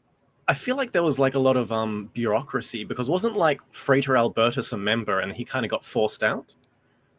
Well, but now we have, like, his tradition became brilliant and wonderful, and now we have people like, you know, Brian Cotnoir, crushing it in the alchemy world. I mean, two books better than all of the alchemical literature the last 200 years combined in 2 little paperbacks. So Brian Cotnoir has just changed the game. I don't even talk about alchemy anymore. I just tell people to read these books, though I'm giving a 2-hour lecture on alchemy tomorrow to my students. So you got to pay the bills. Yeah, I guess. Yeah, nice. It reminds me, Rosicrucianism is very much like this Socratic school versus the sophistry of the old when it started, and it's the same continues now with the Amorc. They're more sophist and the rest are more Socratic. There's this, you know, kind of element there. I wonder what you guys think about that. I think bureaucracy definitely plagues a lot of the orders. And so a lot of them just kind of, very much like Masonry, it's just kind of old guys who like to eat sandwiches and talk about stuff. But it seems the whole hope is the younger generation. We're in a hermetic renaissance right now. And so there's this younger generation flowing in and a lot of new things are happening. So hopefully when the old heads die, we'll take control. We'll bring it back. See, I'm not trying to sound like a dick, and I know it sounds like a creepy thing, but I have kind of tried to make that point on the show. You know, a lot of the people kind of, I don't know, the old heads aren't going to be here that long. You know, there's a chance to kind of direct this in a different way by the people that are, you know, starting to, you know, help now. I don't know. You know what I'm getting at. It's just that, you know, aeons are going to change. You can look at it that way, you know. Dinosaurs go extinct, dude. Basis of orders that are no longer going to be here. Who's going to be your mouthpiece out in public trying to say things with? So think about that. That shit's going to change in the next 20 years for a lot of groups. Aeon of the daughter. Let's fucking go. Fucking go. Yeah. Well, we've already lost Jake Stratton Kent, you know, and then we have all these other elders like Tony Fuller, Stephen Skinner, Joseph Peterson, right? It's hard to imagine the world, like the Golden Dawn world, is going to be traumatized by the loss of Dr. Fuller. I mean, most of you probably have never, I don't think you've ever heard of him. Most people haven't heard of him, but if you're in the GD land, it's all like, oh, what happened to the GD tradition? It's broken. It's like, no, you just haven't heard of this guy. And you can find him now because his dissertation was published, and it's called Anglo-Catholic Clergy in the Golden Dawn. And it's published by a buddy of mine in Scotland who I was in the GD with 25 years ago. And he got Tony to agree to publish it. And it's available in beautiful edition that costs like $1,000 and a standard hardcover for $100. You got to drop these books in the chat, man. I want to buy them. Well, just talk to me, man. I'm on Instagram. Yeah. I'll definitely send you a message. I'm everywhere. God. So, you know, yeah, with the elders going, I think it's really interesting you guys brought that up, because it's terrifying to me, the idea of me being one of the oldest, right? Like, I don't want to be that. That's so lonely. Like, there's no one left to talk to who's got 5, 10, 20 years experience on me. Are you kidding me? We're fucked. So yeah, let's give reverence to our elders and try and get them to do as much as we can. That's why I'm doing all these conferences and workshops and retreats and like putting my own money into it, because let's get these people together. Let's or if they don't have time, let's just support their work as best we can, like Stephen Skinner does and Lon Milo. They don't have time to come in person to an event or the health. So like I'm doing what I can, support the people you believe in. Yeah, I mean, see, like exactly. I mean, I've said it before. Lon Milo's getting old. We already lost Wasserman. There's other people that from the OTO, like Fred Oz, he's obsolete. I mean, at least I think he is. I don't know. There's just a lot of people that aren't, so we got Mavis Kaczynski, his girlfriend, one or two, Marco Visconti. Like, I mean, come on, what do you really got as a face for Thelema? You know what I'm saying? Like, I don't know. I'm keeping it real, man. I'm not knocking Mavis or Richard, but some of the other ones out there really ain't got much to offer anybody going forward. And I'm just keeping it real. It may sound like an asshole, but whatever. Back to Rosicrucianism. The manifestos. Do you want to touch on that? Yeah. All right, yeah. All right. I mean, off the top of my head, the only thing I can mention that I didn't mention before is the main one. I think the main one to read would definitely be the Alchemical Wedding. It's hard because the Fraternitatis is where you get a lot of meat of like him going on a specific journey, and he goes to these specific places and he does a circuit and arrives back in Germany. And you also that's also where you get the whole Paracelsus connection, because in the vault of CRC, it says that they've kept the books of Paracelsus. And I think he says other books as well, but specifically the works of Paracelsus. And he says, if ever all of the members of the Rosicrucian order were to die, if someone was to find this vault and read these works, you could rejuvenate the entire order. So there's Paracelsus is kind of given a pass, like Paracelsus important. And so alchemy wise, it seems to be this Paracelsus, which is interesting because Frater Albertus kind of rejuvenates the big regenerator of the Paracelsian movement in modern times. And so that's an important one. But the one that I find really interesting, because as I mentioned before, talking about poetry, talking about myth and literature, the Alchemical Wedding of Christian Rosenkranz is very interesting, because that is in a sense mythic and it uses symbols, and so there's something that can connect to our consciousness there. And so it's this old wizened mystic who is awoke in his dreams, I believe, like there's this feminine figure, a Sophia, if you will, a feminine. It's not he's initiated or he's sent on his quest by this female figure. It's very interesting. And then as he moves on, he goes on this journey, and he goes through certain trials. There's even a bit where the paths diverge, and it's almost like there are these different elements that he has to kind of choose, and you don't actually quite know which element he takes, because as he's pondering his path, he's like looking upwards as he's walking, and he forgets, like he doesn't know which way he goes. But he eventually reaches this castle, and there's these beautiful symbols of, like, when he gets there, there are all of these other people there to attend the wedding. And the first test that they go through at the wedding, even before the wedding, is they have to stand on these scales. And I need to describe this properly. If you stand on the scale and you sink, so this is you. If you sink, then you're allowed in. So you need to be heavy. And everyone, and like the people who go onto the scale, there's like all these people kind of going into the scales, and the scales tilt and like throw them off. They're too light. So it's like, it's this, and there's this very interesting symbol. Like one guy comes up with a bunch of books because he thinks that will weigh him down. And when he hops on the scales and they like release the latch, he's like almost catapulted off. So it's like, it's this thing of like learning, all of this book learning can only get you so far, but are you kind of worthy? And then and there's this interesting thing, because when the invitees arrive, there's this mass of them, and they're kind of too afraid to go on. And there's one guy who's kind of courageous enough to say, like, I wanna go, I'll go on first. And he just loses. He doesn't quite tip the scales, but it's like he's on the edge. And it's very interesting. Christian Rosicrucianism, he's the last one to go on. And when he goes on, he's so heavy that they even get like 3 guys on the other side, and it's still too heavy. Like, he's still too heavy. Like, so he's so heavy that the actual like arbitrator goes, "You're so heavy, you can choose to bring someone else with you." And there's he and Christian Rosenkreuz turns around. That guy who went first, the courageous guy, he was like, you didn't quite make it, but I want to bring you in with me.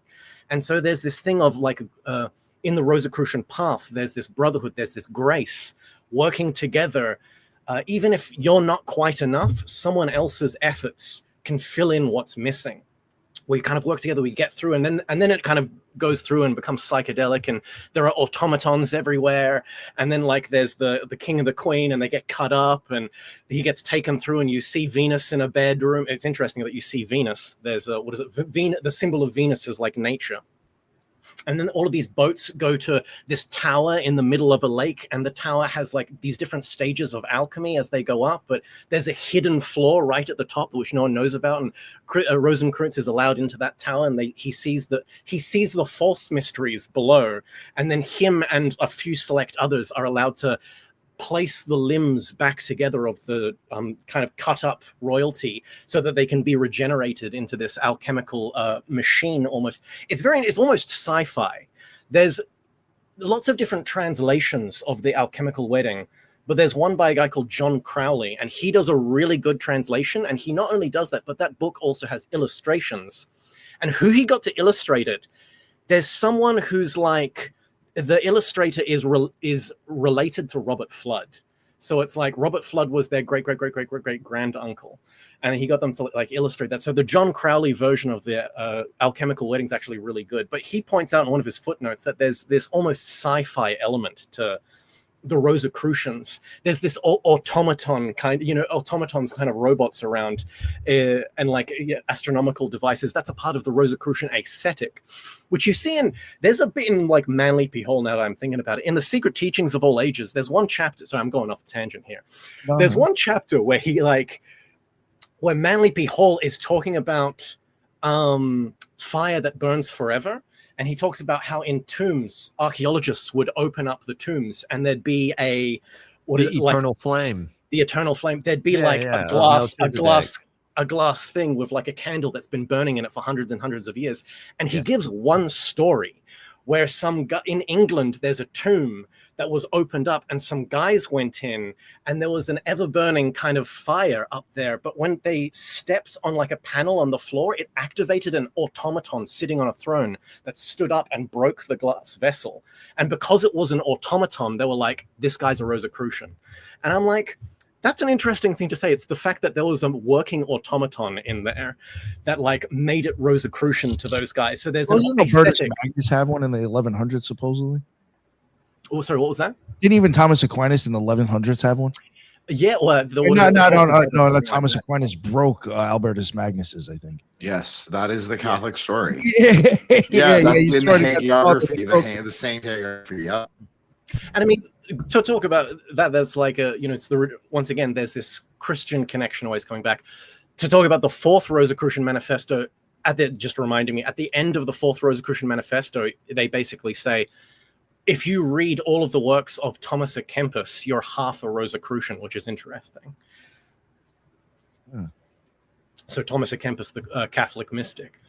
I heard every word you said. I was just, because people were very curious in the chat, and I appreciate that. I sent one of the book titles. Yeah, hearing your description of all that was such a treat. Thank you. It's no problem. It's one of my favorite topics. I'm honored to be on the stream. But for people who are interested, these are sort of the best 3 books, in my opinion, you can get. First, the newest translation of the Manifestos by Godwin, Mackintosh, and well, that's John other Dee's people like Godwin. Yeah, well, so that's where does Rosicrucianism come from? I don't know.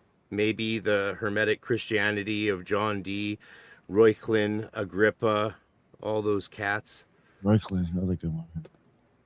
And then there is, again, he was a professor in the school where I was a doctoral student under Nicholas Goodrick Clark, but I never got to meet him, Christopher McIntosh. His book, The Rosicrucians, is your best survey. These, you'll notice, they're all thin books. But as Dr. Sledge pointed out today on his Esoterica channel, the best texts historically are not necessarily huge and large. So size is word count, view count, page number is not always the test. And then I actually just got this. This is a different translation of The Chemical Wedding. The Chemical Wedding of Christian Rosenkreuz, translated by Jocelyn Godwin, with an introduction by the one and only Adam McLean, who's just donated his entire alchemical library to Boleskine Manor, revamped. Really? And ready for the world to come. And the occult revolution is just kicking off, motherfuckers, and it's on YouTube, so it's highly televised. But this is Jocelyn Godwin, Adam McLean's commentary and translation. I've never read it. I just got it because for some reason I just didn't, and so I'm excited to dive in. Your story is so apropos because I was just about to reread the whole thing in a new translation. And it's ironic because I actually got to have lunch with Jocelyn Godwin at the ASC in 2004. 2004, I was at the first annual general meeting of the Society of the Study of Esotericism, which is the American Academic Society. And that's where I went for to be interviewed for my PhD program in esotericism with Nicholas Goodrick Clark. And he was moving from Wales, Lampeter to Exeter at the time. This is 2004. So yeah, I was sitting, I borrowed money and scraped money together to fly out there to the East Lansing, Michigan for the conference. And I had no money for a hotel. So I was just going to all night diner it, as a 24-year-old grad student. And I was sitting in the cafe or in the bar, and Jocelyn Godwin and some other professors were talking with me and talking to other people. And then they invited me to lunch, and I sat down with what I would find out are some like 3, 5, 6 of the greatest academic esoteric scholars. I just had nothing to ask them really, except just listened and have been studying their work ever since. So those are my recommendations for serious diving. I don't know what recommendations you have for people, but I got the Jocelyn Goodwin translation, and I think he's fantastic. The only one, it was just my personal favorite for the Alchemical Wedding was that John Crowley one, and the fourth manifesto is newly translated. You can get it from Ouroboros Press. That was where I got the very small pamphlet. So shout out to Ouroboros Press. They did a really good job on the fourth manifesto. What do they call it? It's called, on the spot here, it's called the Mirror and the something, Mirror of the Soul or something like that. Actually, let me look it up. Right. Yeah, I can't order. They don't ship to Canada, unfortunately, even though ironically their books are produced in Canada. Oh, that is yeah. okay. Yeah. There was a comment in the chat. I was going to ask you guys your opinion on this. Somebody is saying that the Rosicrucians came from the Knights Templar. Wait, was that what they said in there? Well, that's the mythology. Back to the Templars. Oh, okay. But I think it's anachronistic at best. I mean, the Freemasons were around before the Rosicrucians. First Freemasonic temple opened in Scotland, Lodge Zero, in the 1495 or something like that. And so John Dee's 100 years later. Yeah, I have a deep dive with Lenny Peterson on the first Freemasonic thing. It's a 6.5-hour podcast we did on my channel. It's wild. After 3 hours, we opened the scotch and just kept going. And again, he's the publisher of Tony Fuller and a bunch of other amazing manuscripts on alchemy. And he's a true master mason and magician, if ever there were one, and an old friend. So check out Lenny Peterson and Hermetic Science Enterprises. Check it out. Like, a lot of people doing amazing work, and so. Well, I tried to put the link there. The first Masonic lodge is 1495 or something, and then it existed all throughout Dee's time, but just in a very limited capacity, I think is the deal. That's why it didn't really get popular, and why most books consider it to have started in the 18th century or late 17th century. But really it started in the 15th century, which is that's still crazy. Right, that's still crazy and not what most people know. But I think that suggests how there may be a some sort of valid or at least cultural link to the Knights Templars, because Freemasonry, germinated 200 years before most books think it did. And you can see this by going to Lodge Zero in Scotland, right? Their record keeping is amazing. I mean, if the Masons aren't Rosicrucians, at least they certainly are responsible for keeping it alive. I think it's safe to argue. Yeah, I could agree with that. I would say Yeah, so. that was my point earlier with Hall using so much of the Rosicrucian thought in his treatise, in his multiple treaties. It's just what you were saying. The smallest ones are, kind of what you'll get the most information out of. Well, So I thank think I you. like that, like double posted. I just put in chat the name of the fourth manifesto is the Mirror of Wisdom of the Rosy Cross. Oh yeah. That posted, I think, on like a few channels. Yeah. Ah, okay. Mine and his. Yeah, it's okay. Oh, that's good. Do you think Nostradamus's prophecy was pointing to the Rosicrucians?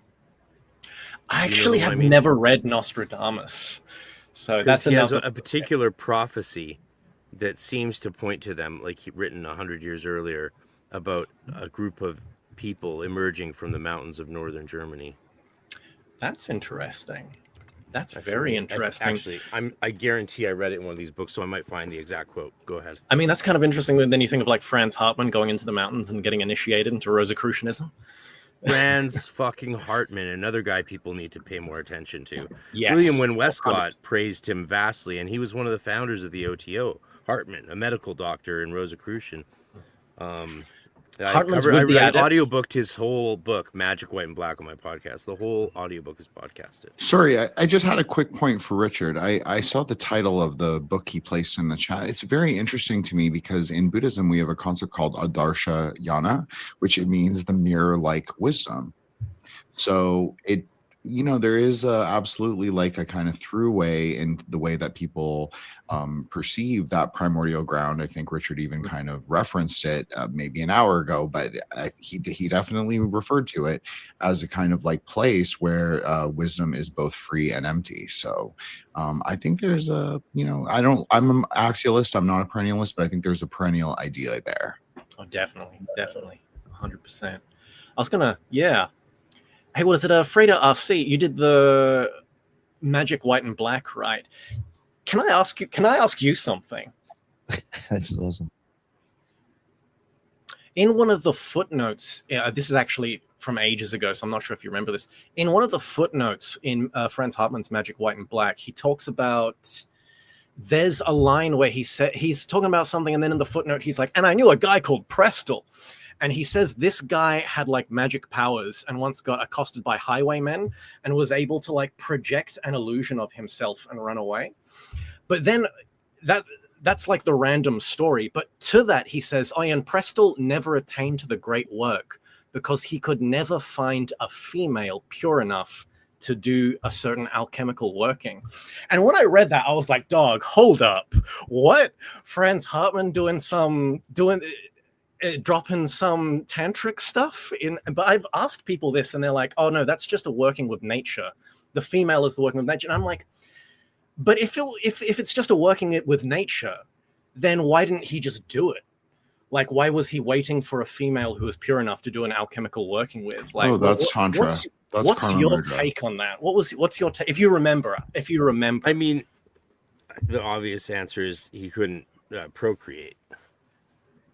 Oh, so maybe he was like sterile. He was just a bit too old. So we got to remember that sex, there was much more people that didn't go through their lives with sex because, of the mores and laws even of life. So there was a lot of people who just never coupled. And that could be, I'm not saying that's the answer to this. I think it's probably a reference to some magical act that the early OTO was experimenting with in terms of, well, this again, it does go back to John Dee, and even before that, it goes back to ancient texts like the writings found in Zosimos and the Codex Marcellionus, with the myth of Isis and Osiris and the angels copulating and Isis bearing this hybrid baby, right, for Horus. Oh, baby. I mean, so it's yeah. not like sexual magic emerged with Crowley. Right, I think in some of the pushback against Crowley's deviancy or degeneracy, as some people describe it, we've gone a bit too far into Puritanism, and even a lot of magicians just don't want to go there into the whole sex side of it because of our massively polarized culture between Puritanism and utter foot fetishists. So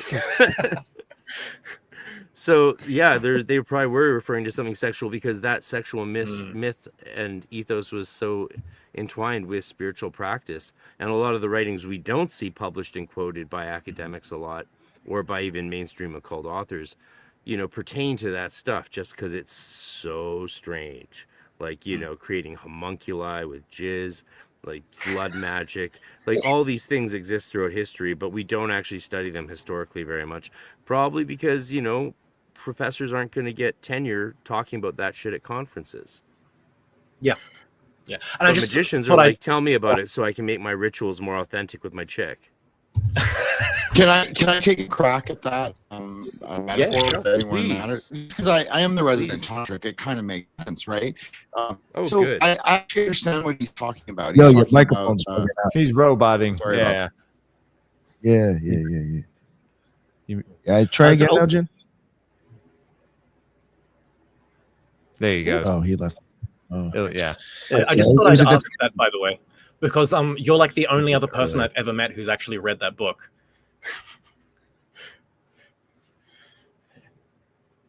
I've been reading that book since 1996, and I've never stopped reading that book. Nice. I was reading it in Vienna when I was on student exchange in 96.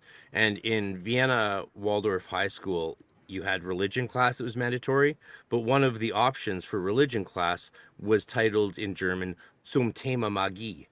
I was like, I asked my exchange student, I'm like, is this what I think it says? Because my German was basically non-existent. Just, of course. That's why I was on exchange. I had studied for 10 years in Waldorf, but it was shit.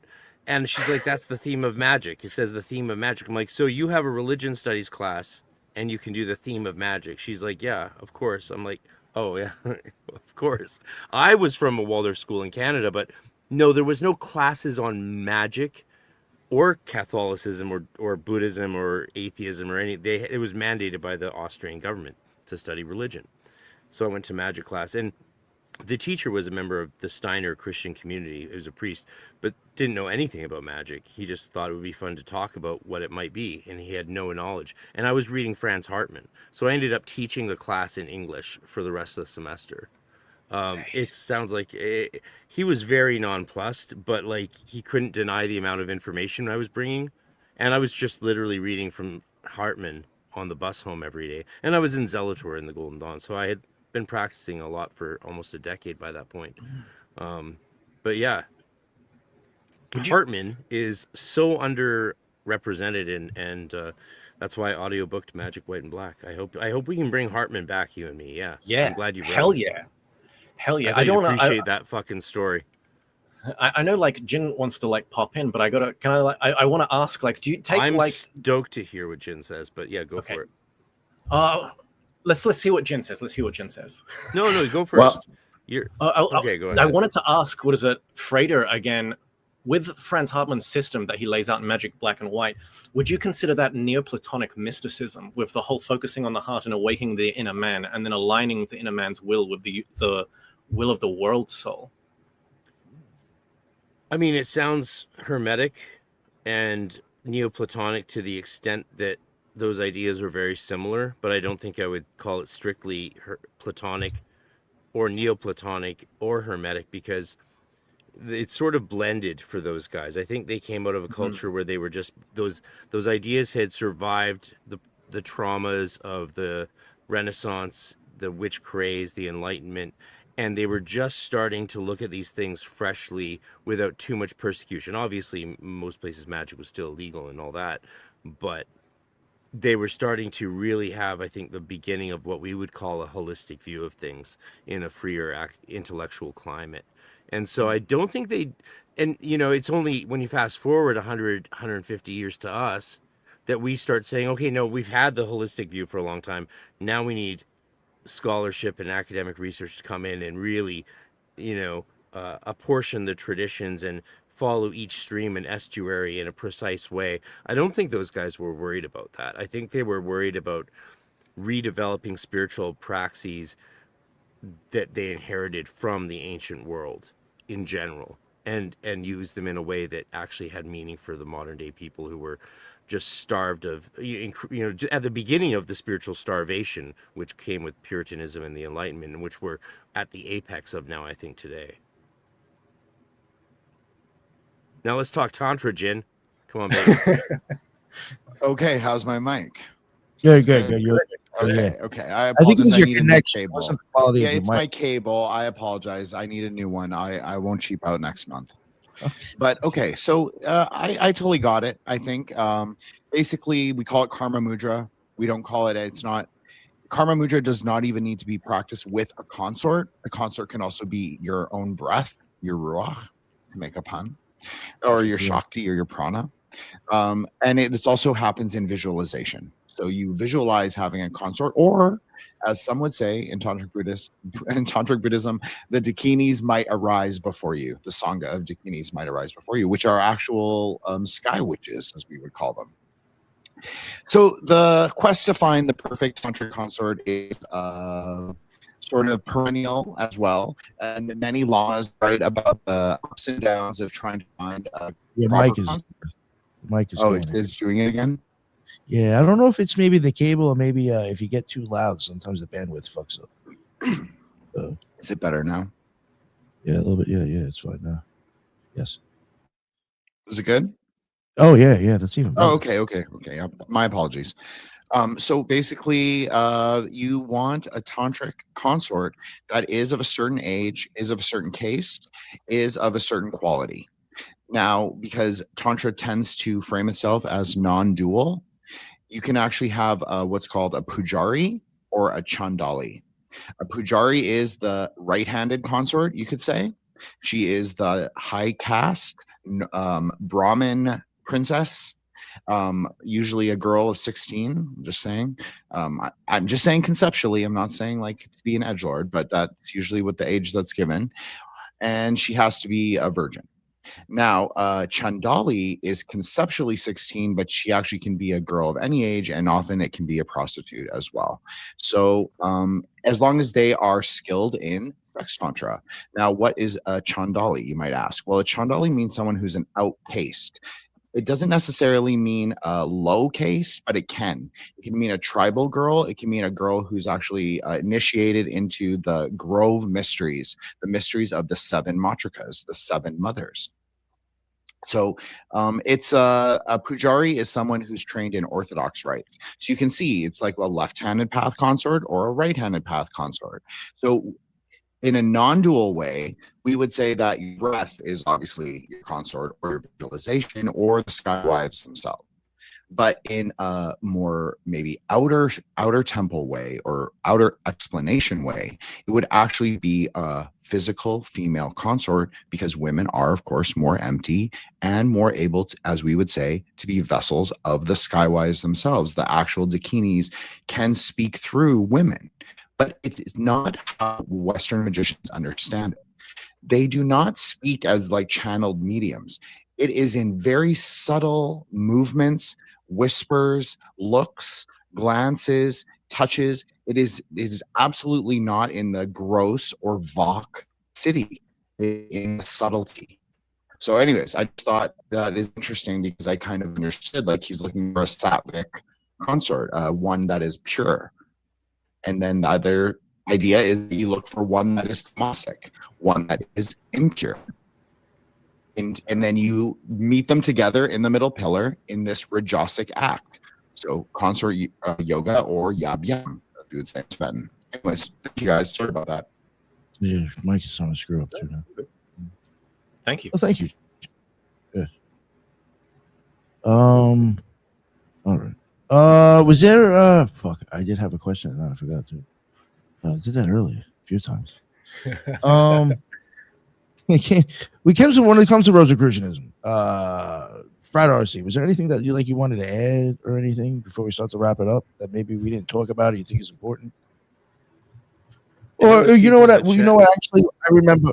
I remember now what the question was. We'll start with you. What do you think? I mean, we kind of covered it a little bit, but what do you think was their kind of their goal? What do you think was their mission, or like what they really wanted to accomplish? Or I guess the idea behind Rosicrucianism for you, Frada. Well, I think that there's a very persuasive argument that the purpose was to transmit the secret of the Philosopher's Stone to future generations, which is the method of extracting from the acacia plant dimethyltryptamine, which clearly Cagliostro considered the Philosopher's Stone. He used it in his Memphis Mizraim third-degree rites. You go into the coffin, they give you a white stone and a red stone. One's the MAO inhibitor and the other one's the DMT. And you go on your third-degree initiation through the Philosopher's Stone. Not only did Cagliostro do this, Melusina did this in the Russian rite. And so these are old rites, and this was hundreds of years ago.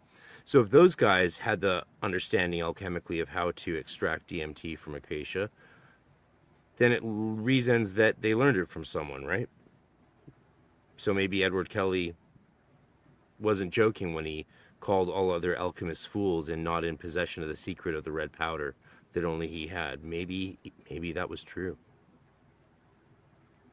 Sure. I like that. And there's no other word for DMT in history. There's no other description of it. But it existed. It's like in the Bible when scholars say that cannabosum in Hebrew didn't refer to cannabis. And it's like, well, what did it refer to? And they say, well, something else that we don't know anymore. It's like, but did they have cannabis back then? It's like, oh yeah, they had fields and acres of that in their industry. It's like, what did they call it? It's like, oh, we don't know. I could be wrong, but cannabosum. I think they even recently I saw some article where I don't think it was the ziggurat of Ur, but like somewhere in Iran, I think they ended up like somehow getting like the analysis of like what was kind of in their incense things that they were burning, like kind of like doing at the their major ritual area, and they actually found like cannabis. It was like they were like it wasn't around there, so they had to have actually gotten that from some other motherfucker like far away. There was the one site in Israel, what is now Israel, that had the dual pillars. The one pillar for Asherah was taken down, and it was found that her symbology was related to cannabis, and it was on a certain hill with a certain shrine that was made to be torn down during the biblical reform, where they got rid of Asherah and Yahweh was then by himself. They killed his wife. Imagine people don't know about that shit, and you go to one of those things and you're fucking throwing like fucking what an ounce of that motherfucker, both of them. Everybody's getting fucking lit. Of course you're gonna be like, oh yeah, God was talking to you. You're fucking stoned out of your head. Especially if you don't know it. I don't know. It's interesting. It'd be interesting to be in that situation. And they were famous for they would bake cakes with cannabis to celebrate Asherah. So they surely were, getting some effects. If in the tent of meeting, if the high priest went into the tent of meeting where they burned branches of acacia rich in DMT and cannabis, which we know from scraping their altars, was a practice later on, if not in the beginning. And again, they learned all this alchemy from the magicians in Egypt, right? The magi and the priests there, right? Clearly these people, there was disparate Canaanite tribes in the hills of Cana that learned things from the Egyptians. We're not accepting the Exodus story here, of course, but we're looking at the children of Israel. The people of Israel came out of these disparate Canaanite hill tribes that learned stuff from Egypt. And it does say in that tablet, the Israel was ejected from. 1 second. Was ejected. I gotta grab something. Was ejected from Egypt. That's the first appearance of the word Israel in history. And the children of Israel the people of Israel were also there, and they left because there was. You this talking about the huge fight, Hyksos? The tablet I'm talking about, the tablet of what's it called? You know, it's crazy. I covered this like a month and a half ago on my show, and I can't even remember the fucking name. It's the first time Israel ever pops up. Yeah. Fuck. Yeah, But it's it on a makes tablet. sense that these hill tribes would have gathered together knowledge, and yeah, if they were burning these sacred herbs and stuff, and the high priest then sticks his head in the DMT rich fumes and cannabis and all these other things and probably poisons they were ingesting to talk to God. No wonder the guy needed a rope tied around his waist in case he mispronounced the name of God, quote unquote, OD'd on too much God smoke. I think that lineage carried down to today, and I think we lost a way to describe DMT. Otherwise, because there's no reference to it in all of history. We know that the Eleusinian mysteries were consuming the kukion, and that sometimes that was probably ergot, sometimes it was mixtures of just wine and opium. Probably changed over the hundreds of years and the hundreds of high priests that governed those rites up to Nestorius, right? And we see remnants of that in Spain, of the Eleusinian mysteries and the kukion in Spain. So all these entheogenic substances have been consumed across time, and DMT was one of them. But it doesn't appear till the 20th century. They're trying to tell us it wasn't the Philosopher's Stone, because if you've done DMT, you know how fucking crazy it is when you break through. And it's like if someone told you afterwards that's what the Philosopher's Stone is, you'd be like, yeah, that makes sense. Because what else could be this ultimate substance that makes all other psychedelics look like fucking catnip? Whoa. Never thought about that. Yeah, that's the way I look at it. And I'm open to new information. It's why I'm running conferences on this topic. We want to hear the critiques. We want to hear the new research. We want to hear all of it. Is P.D. Newman involved in that? Yeah, he's been involved from the beginning. He's a good friend. He'll be here and there in person in Austin, Texas next November. Go join EnokiaCon.com. Oh, yeah. And he's going to play guitar with the band. Ike Baker's I might have to drums. come down there and check that shit out, dude. I'm going to play some flute and bagpipes. You're going to be there? It's my conference. The Arcane Research Society is my baby since 2019. Delayed for COVID for 5 years. Oh man, so sorry. Yeah, I got Ike. Gates happens. Yeah, Gates happens. Bill Gates strikes again. Ike Baker was able to swing him on a show for both of them to talk about Plato. So I got him coming back on near the end of it. That guy's awesome. I could listen to Ike talk forever. Oh, I like P.D. Newman too. I think he was fucking awesome. We had him on. He's a great book on theology. He's really good with that stuff. PD is. Listen to what he shared on my podcast, on my interview with him. What he shared about what he actually does with DMT and ritual, and for how many hours he does it. What the? Yeah, he did touch upon that stuff a little bit, but we didn't go too crazy. Yeah, well, he's already. Go check it out on Friday. Yeah, check it out. The man is a very interesting guy and a special human being. And he was a cool motherfucker, man. I really enjoyed having him on. I really thoroughly enjoyed him as a guest. I was really excited to get him back on. So he did his lectures at EnokiaCon both the last years have been absolutely phenomenal. You know what I'll do actually as a treat for you and all your listeners? This is just for you guys who know this. I'm going to make his lecture from this past year and the year before public for the next 24 hours. Oh, shit. I'll make them public. I'll go check that shit out. I'm not going to post about this. Go to arcaneresearchsociety.com. Check out EnokiaCon 2024 and 2025. You'll be able to fully preview his entire lectures just for 24 hours. You can spread the word if you want, but it doesn't either way. I will make them public to show you guys what I am talking about. And then I'll have to make them private again. But I'll make those public just because I think this information needs to get out there, right? Not to be accepted, to be further researched and debated and discussed. That's it. Thank you so much, man. That's bullshit. We're actually here for service.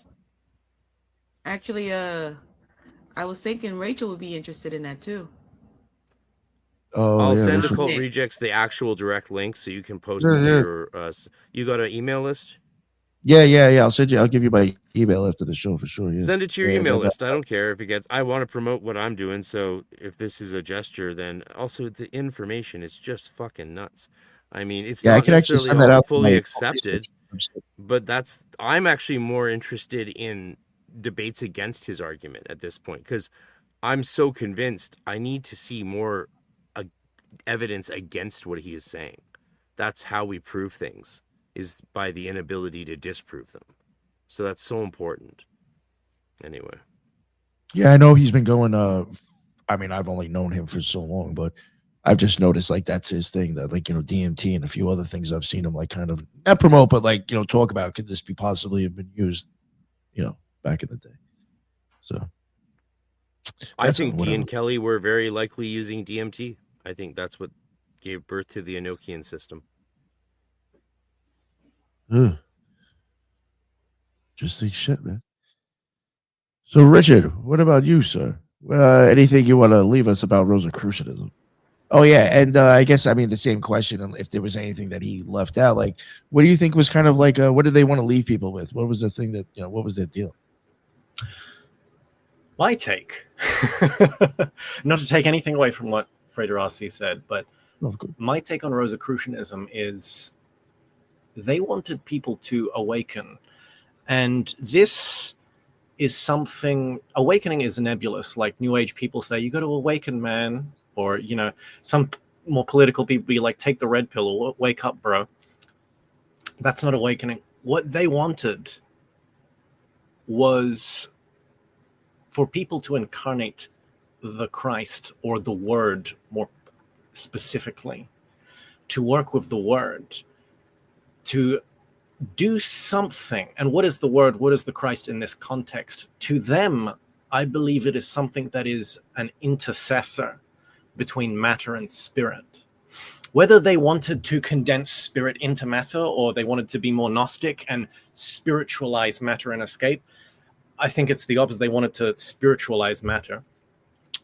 But there was a kind of a dualism, but it wasn't like dualism, bang. It's like, no, there's a reconciliation between masculine and feminine, between high and low, between black and white. They want to alchemically mix those together, and you need a secret third thing. They wanted to point people towards the secret third thing and to reconcile spirit and matter. And that's what I think their practices are geared towards esoterically. Holy God and angel man comes together, certain other thing, alchemy, fusing elements together. Everything seems to be a reconciliation, a reintegration, a rejuvenation. The 3 R's. Lots of R's. Richard Ruach. Reintegration, rejuvenation. That's what it's rebirth. Rebirth. Yeah. Oh, I think that's what they wanted. Very nice. I like that. Both answers. I love them. Nice. Did anybody have any questions or anything? Judith or Jen or Jules? Judith, I think she had a question. Yeah, I earlier. did have a question, and it's going back to the manifesto. Actually, are you familiar with the Scales of Mott? Yes. And actually, I flicked through and I just saw a question then, and I was like, oh, whoops. No, well, no, I didn't know if it was something that you could, touch on. And yes, I do plan on reading that, ordering that and reading that. But I was wondering, I find it ironic that instead of being lighter than a feather, you had to be heavier than the scale itself with nothing on it. So, I mean, I think they had an angel statue of an angel on the other side. Sorry, something like that. But fundamentally, it's something divine. You need to be heavier than it. Whereas Matt, you need to be lighter than the symbol of truth. And I don't know if you ever looked at the difference between the two? Because as you said, I'm like, oh, that is actually interesting. So in Egyptian mythology, it's when you die, your heart gets placed in the scales, and the feather of Matt, the feather of truth, is on the other scale. And if it's heavier, then it gets swallowed up by the crocodile guy whose name I keep forgetting. And it's interesting because Amut. And it's like, it is literally the exact opposite. In the alchemical wedding, it's not about being lighter, it's about being heavier. And why do they do that?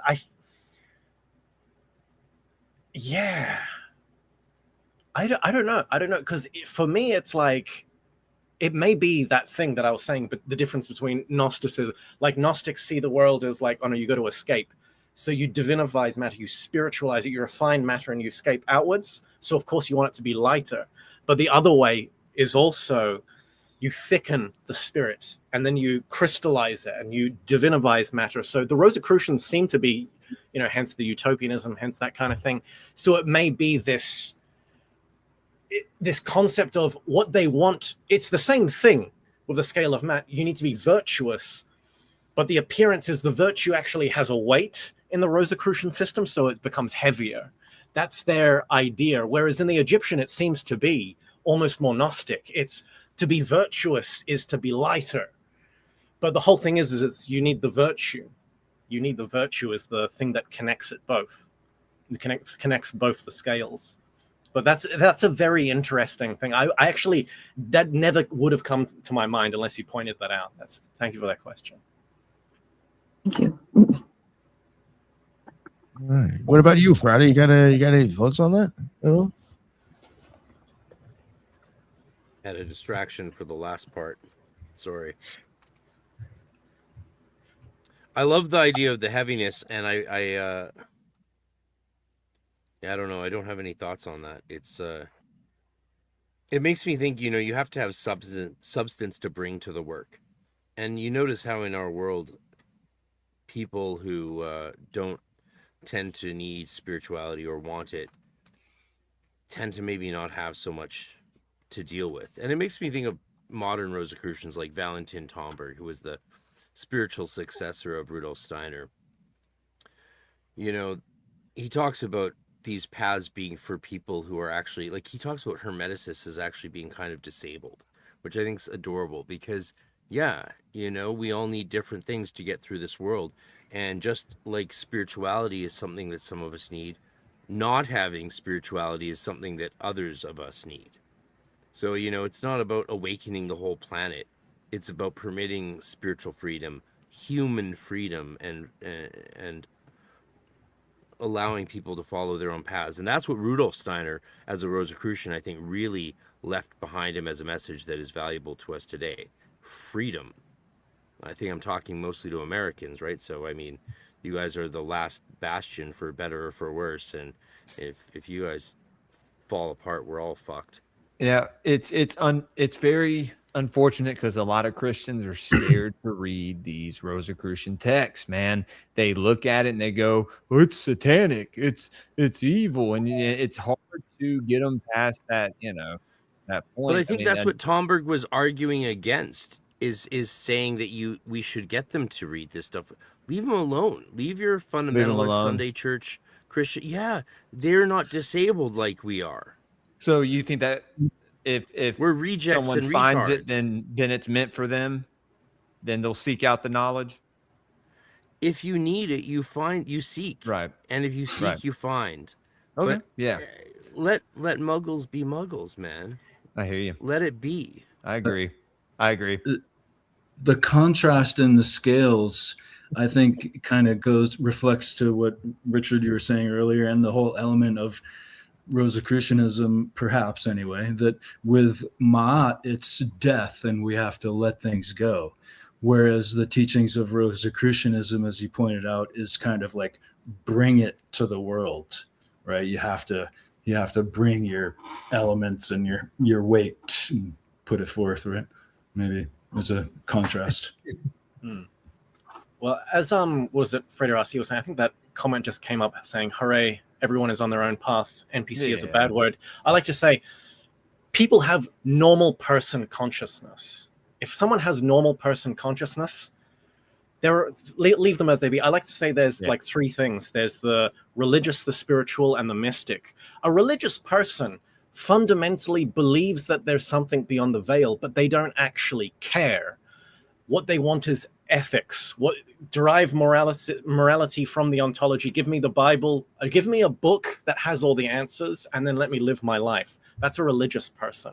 If they have a spiritual experience of Christ or something, I'm sure they'd be happy, but they can live their entire life just working in the world, and they're fine. That's a religious person. Whereas a spiritual person wants that experience. they go around searching. The Ouroboros, kind of like they actually actively engage with certain things. That's how I define the difference between religious and spiritual.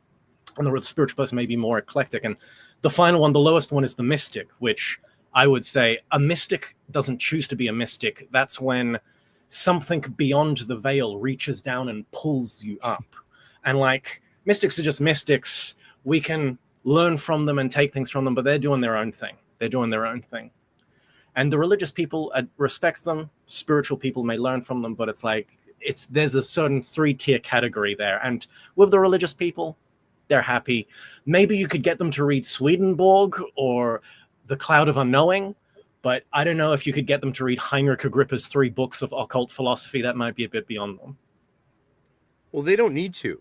Like, Yeah. mainstream religion lets in what it needs to let in at the time in which it can be accepted and valuable.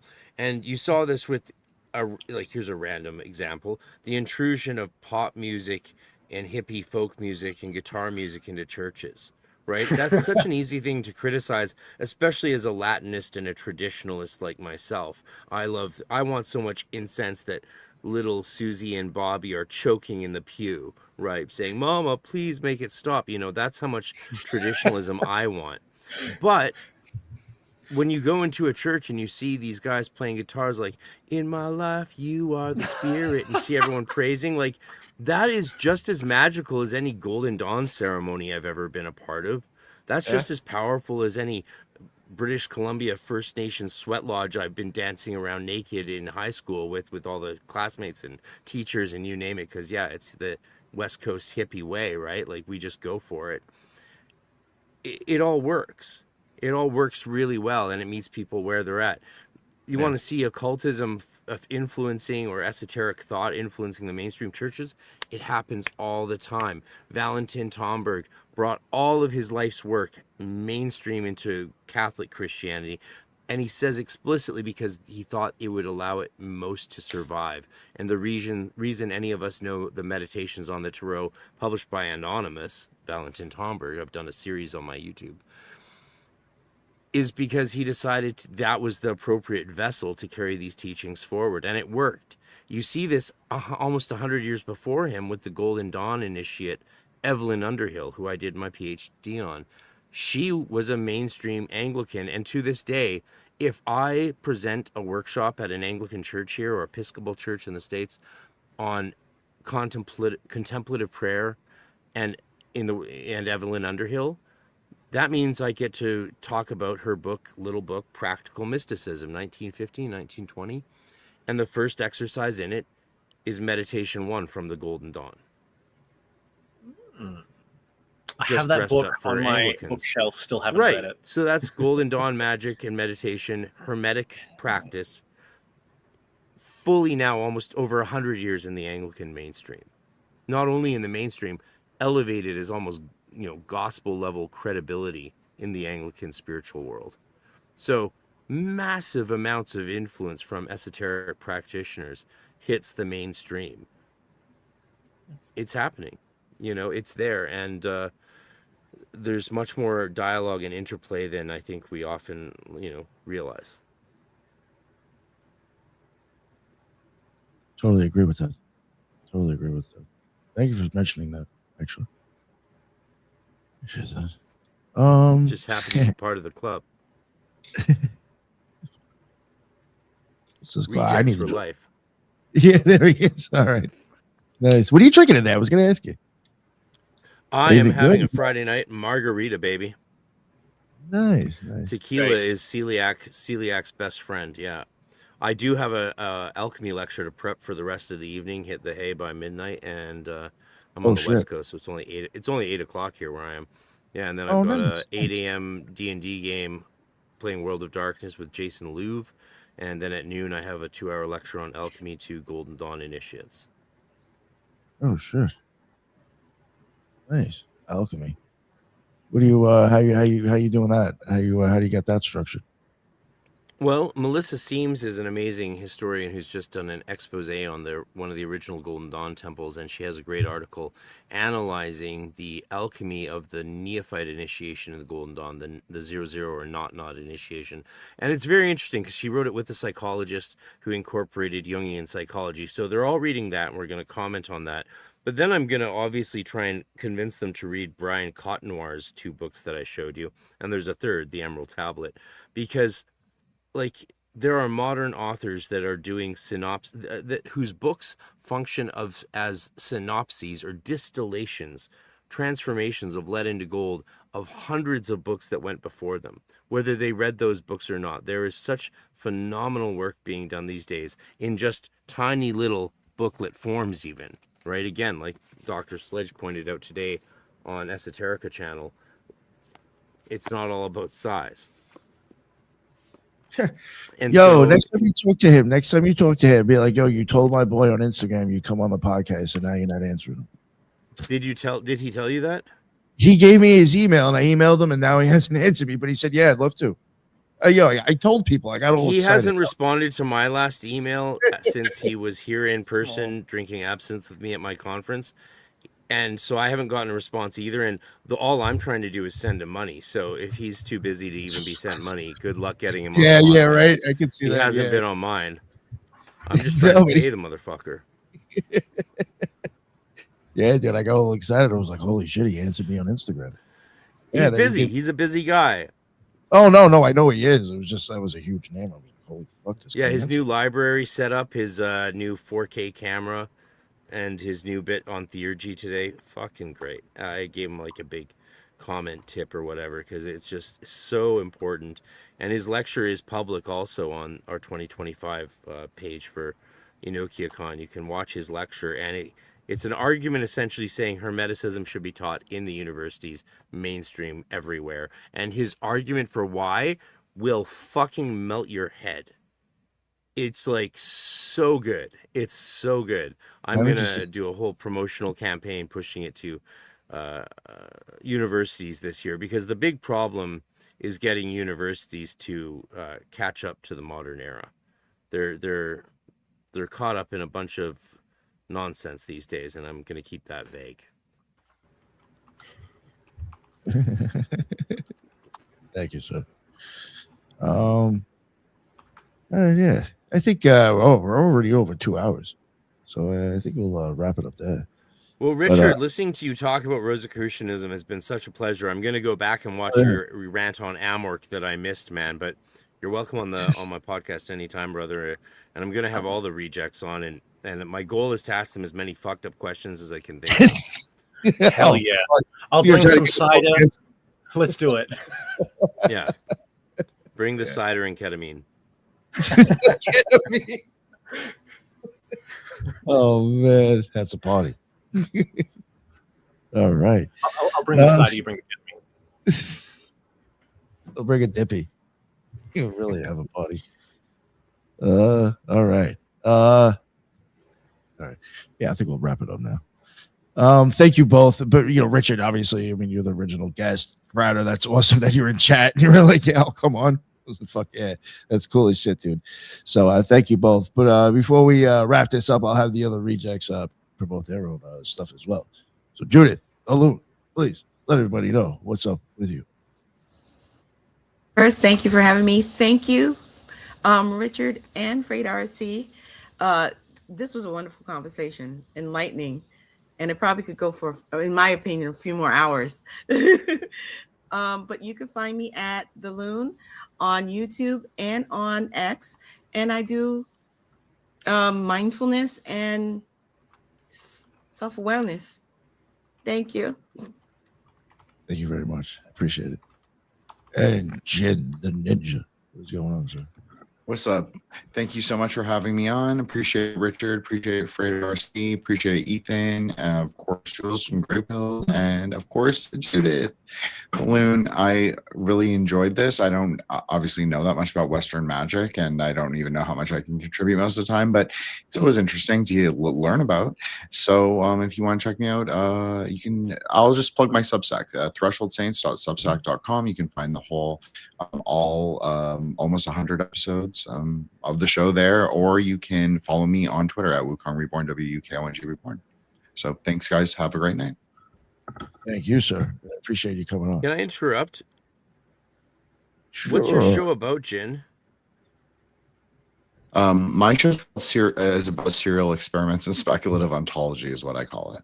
So it's about kind of meta magic and speculative Kabbalah, speculative Kalachakra, and speculative Gnosticism. But I usually use like a pop culture lens. Like sometimes we'll discuss like a film, and we'll do like heavy Kabbalah, or sometimes I'll have like I had Andrew Edwards on, who's like a major alt figure, like in I had Dustin Cole on, who's a West Coast poet from Vancouver, actually, and he has a great new book called After Sunstone. So I have like that different kinds of things, and then sometimes people are normie, and sometimes people are magicians. Like I had Greg K on, and I've had Ike on, and different people, and also a lot of Buddhists. So because I'm a Buddhist, so it makes sense, right, that I have a lot of people who are into Dharma. So yeah, I've had it's eclectic, but it's a true chaos show. That's what it is. It's my aether wave graffiti. So Well, I would even I'll even check it out. even with his Grey Lodge stuff. I mean, he even said it himself. He took a bite off of me. He even has a couple of dudes that like make the show itself. So we even have all different point of views on the same topic, kind of like this. He's got going on over there. I think it's well done. So yeah, definitely check it out. Thank you, Nick. Appreciate that. Yeah, I mean, yeah, the Grey Lodge. So that's also an option too, Fritter, is that that's 4 of us. So we each bring a different perspective. I do like more Dharma, a little left-hand path, a little chaos magic, and but from the middle pillar perspective. And then we have a left-hand path guy from the Temple of Set. We have Matt, who comes on this show all the time. He's really good at Kabbalah and astrology and more of this, what he calls pop Kabbalah, like teaching the normies, especially the Zoomer kids, like all about everything and trying to relate it to their lives. And then we have Joshua, who specializes he's a Mason, and he also does he's really good at like Old Testament and New Testament Kabbalah. So we each bring our own perspective, and we'll have like different themes. So our space for the 13th is February 13th is Will as the Cause of Fire, an exposition on the Gnostic set. So we actually did a whole 11-part series on the Aeon of the Daughter, where I rectified Frater Achad's Kabbalistic tree from that working, and from Nema's also Aeon of Mot working. So that's kind of even why Judith and I connect so like closely, because we both love Mott in a way. And so yeah, that's basically what my show is. It's like we call it meta magic or meta magicians for the new Aeon. So it's weird. I don't know what else to say. The popular Golden Dawn invocation for the Egyptian goddess Ma'at was actually that it's popular now and put in many orders grade materials. It was actually written by me in 2001. And then it was distributed by orders as though it was an older teaching, which is kind of cool.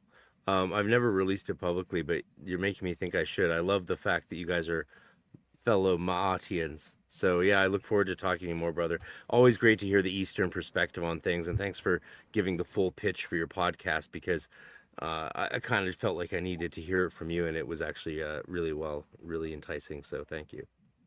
I appreciate that giving me the space to do that right at the end. I apologize, guys. Apologies, but yeah, I wanted to give a full answer. So thank you very much, Frater RC. Oh, thank you, Jim. All right. Great. Jules, what's going on, sir? Yeah. Shout out Mott, the wife of Thoth.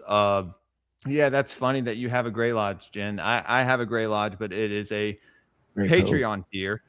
And it is like a play on words between the White and Black Lodge from Twin Peaks. We did a whole show little watch party / analysis. It took like 6 months to do on Patreon. But guys, it's the best way to support the show. If you want to find me, patreon.com/GrayPillPodcast. Look at that, Jules. Look at that shit. Look what he's got. Oh, that's beautiful, man.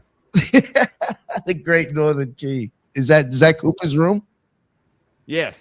That is awesome. The key that keeps popping up. He's got the People keys keep over there. finding, leads him back. Yeah. quite literally. Gray Pill Pod on X, guys. Tune in tomorrow morning. Gods of the Morning Wood, 9 a.m. We're starting off with the adepts in Western esoteric traditions, finishing up the book, and then we are moving into part 2 on the Volsunga saga.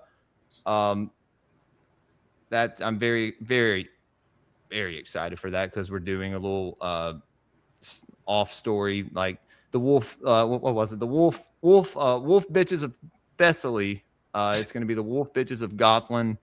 So y'all tune into that. First half is live. Second half is on Patreon. And I don't think I have anything else this weekend, but tune in. I think we have some more Occult Reject shows. And no, this was great tonight. Learned a lot. And yeah, I followed you. I think I followed you both, Frater and Richard. If not, then I will now. But it was good meeting you guys. And yeah, Nick, thank you again for having me on, brother. Oh, of course. Thank you. Oh, and thank you, Rocky, for the 5 subscriptions on Rumble, and Fire Pixie for the $5 donation. Thank you, guys. And Frater, thank you earlier for the $10 donation, man. I think that was you. Thank you very much. And Ethan Indigo, sir, what is up? It's Canadian dollars, so it's like $2 US. And then after you, it's like 5 cents. I was about to say. I really appreciate you, Richard and Frater, and everyone dropping all of the knowledge and wisdom to help awaken us all. So I appreciate you guys.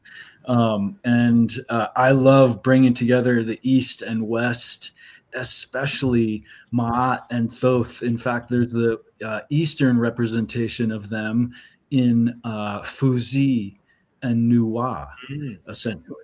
And so I love exploring all these fundamentals with you guys. So and I do that in frequency with my writing and so on. If people want to follow or communicate. And again, thank you guys so much. Oh, thank you very much, sir. And Fred RC, what's going on, man? I'll let everybody know where they can find all your amazing work. Thank you for coming on. Well, I mean, I'm the Hermetic Podcast. Just did a Reddit AMA the other day, and that was I was so actually terrified to do that. Like right off the bat, people were asking me about like zinc and the old days, and I was like, oh fuck. But I was like, I can spell it out. Plus, we've already litigated that on mine and Edward's podcast. So like, it was what was the question?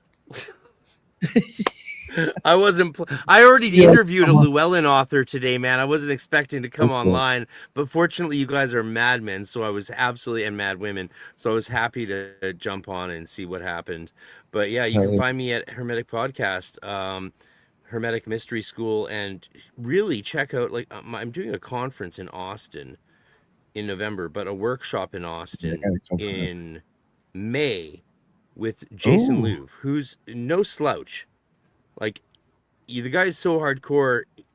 Like, I have to wake up at 8 a.m. tomorrow to play, like, World of Darkness with him on Zoom because someone couldn't play tomorrow, but he still wants to play. He's serious about everything he does, and that's what I love about him. He's a chaot. He's a legend. I mean, how many of us are on Netflix, eh? Right? Yeah. So, we're doing a workshop with him in May. Join the Arcane Research Society. Attend the lectures and the workshop he does. I'm going to invite some other notable people for May. And November, the lineup is fucking crazy. The November lineup for EnokiaCon, go to enokiacon.com. The lineup is crazy, and it's only going to get crazier. Check it out. We're trying to, as my fellow Vancouverites, Sarah McLaughlin says, build a mystery. Oh yeah, man! I really look forward to this shit. Definitely got to come check you out. Sure. See if in the United States, I got to take advantage of that. Thank you. Yeah, very you much. guys got to come, stir up some shit in I'll Austin. definitely will. No, I definitely will, man, for sure. Because I'll be totally honest with you. Because I mean, I've mentioned it on the show before. I have a felony and I still got a year You can't before come I to can- Canada. Yeah. So I can never Dude. come see you if I wanted to. So I Well, have another. that's the fact that we're one of the benefits of us doing it in Austin in America next year, and the year after that we're in Czech Republic in Prague, and then hopefully Scotland, if you know what I mean. Oh, But otherwise back in yeah. But one of the benefits of next year is we were actually able to invite Damien Eccles. So we'll see if my buddy shows up. good. And John Michael Greer's been invited. He might show up. He might. John Michael He might Greer, not. We'll wow. find out. But the list of people we already have is off the charts. And so check out enochiacon.com, Arcane Research Society. It's going to be amazing. And you'd love to have you there. I have some ideas about live Do you have any- podcasting from there and live streaming from there. And I'd like to talk to you about those ideas. Oh, 'Cause yeah, we need, even if you have we booths need, and we need anything, crazy, crazy people to do that. Sane, rational people can't live stream or podcast during a busy conference where everyone's running around. But a mad motherfucker like you might be able to pull it off. I've actually I've done that like once already for somebody. I kind of ran around and filmed a bunch of shit for him. So like I already have. You look yeah. like one of these guys that could, live stream while running around Minnesota. Dude, if you saw the cameras that I have, I could easily even set up shit to where you'll have like 4K 60 frames per second like film that you could even record the shit and do whatever you want. We with want to it. do some footage for a documentary as well. So we want to do some professional footage. Let's talk. Yeah, no, the shit I have looks like the camera they use in the news. I'm not even joking. I It's believe serious. you. I believe you. Yeah. I got the wireless road mics that the fucking news people use. I got all that shit. Yeah, nice. Well, Like I said, let's talk. Yeah. All right. Yeah. Awesome. All right. Enough about that. Building Back a to the mystery. guest. Oh, yeah. Yes, we are. So let's get back to the actual guest. Richard, please. Richard Ruach. Let everybody know what's up with you, where they can find all your amazing work, sir. Thank you very much. Find me on YouTube. Find me on Substack. Find me on Twitter. It's Twitter, not X. Let's be honest. And check out my stuff on YouTube. Become a member. If you become a Gnostic Hierophant, not just an Atlantis enjoyer, you can get access to the secret Telegram chat where you can ask me personal questions. And other than that, keep an eye out. I've got some things in the pipeline, nowhere near on the level of Freighter RC. But I got some things coming up. Nice. Cool, man. Cool. Thank you for having me on. Thank you for having me. Oh, thank you, man. Definitely get you on again in the future if you ever like. And thank you, Colin, for suggesting him. You were right. Perfect guest for the show. I had a blast. And it was awesome, Freight RC, that you jumped on, man. That is what's up. That's some badass shit. And I appreciate all the other rejects coming here tonight and making the show what it was. And thank you, everybody in the chat. That's what's up. And everybody on the other platforms. I can see you on my end on StreamYard. So I appreciate it all and seeing you guys here. That's why we go live. And until the next one, everybody be well. Later.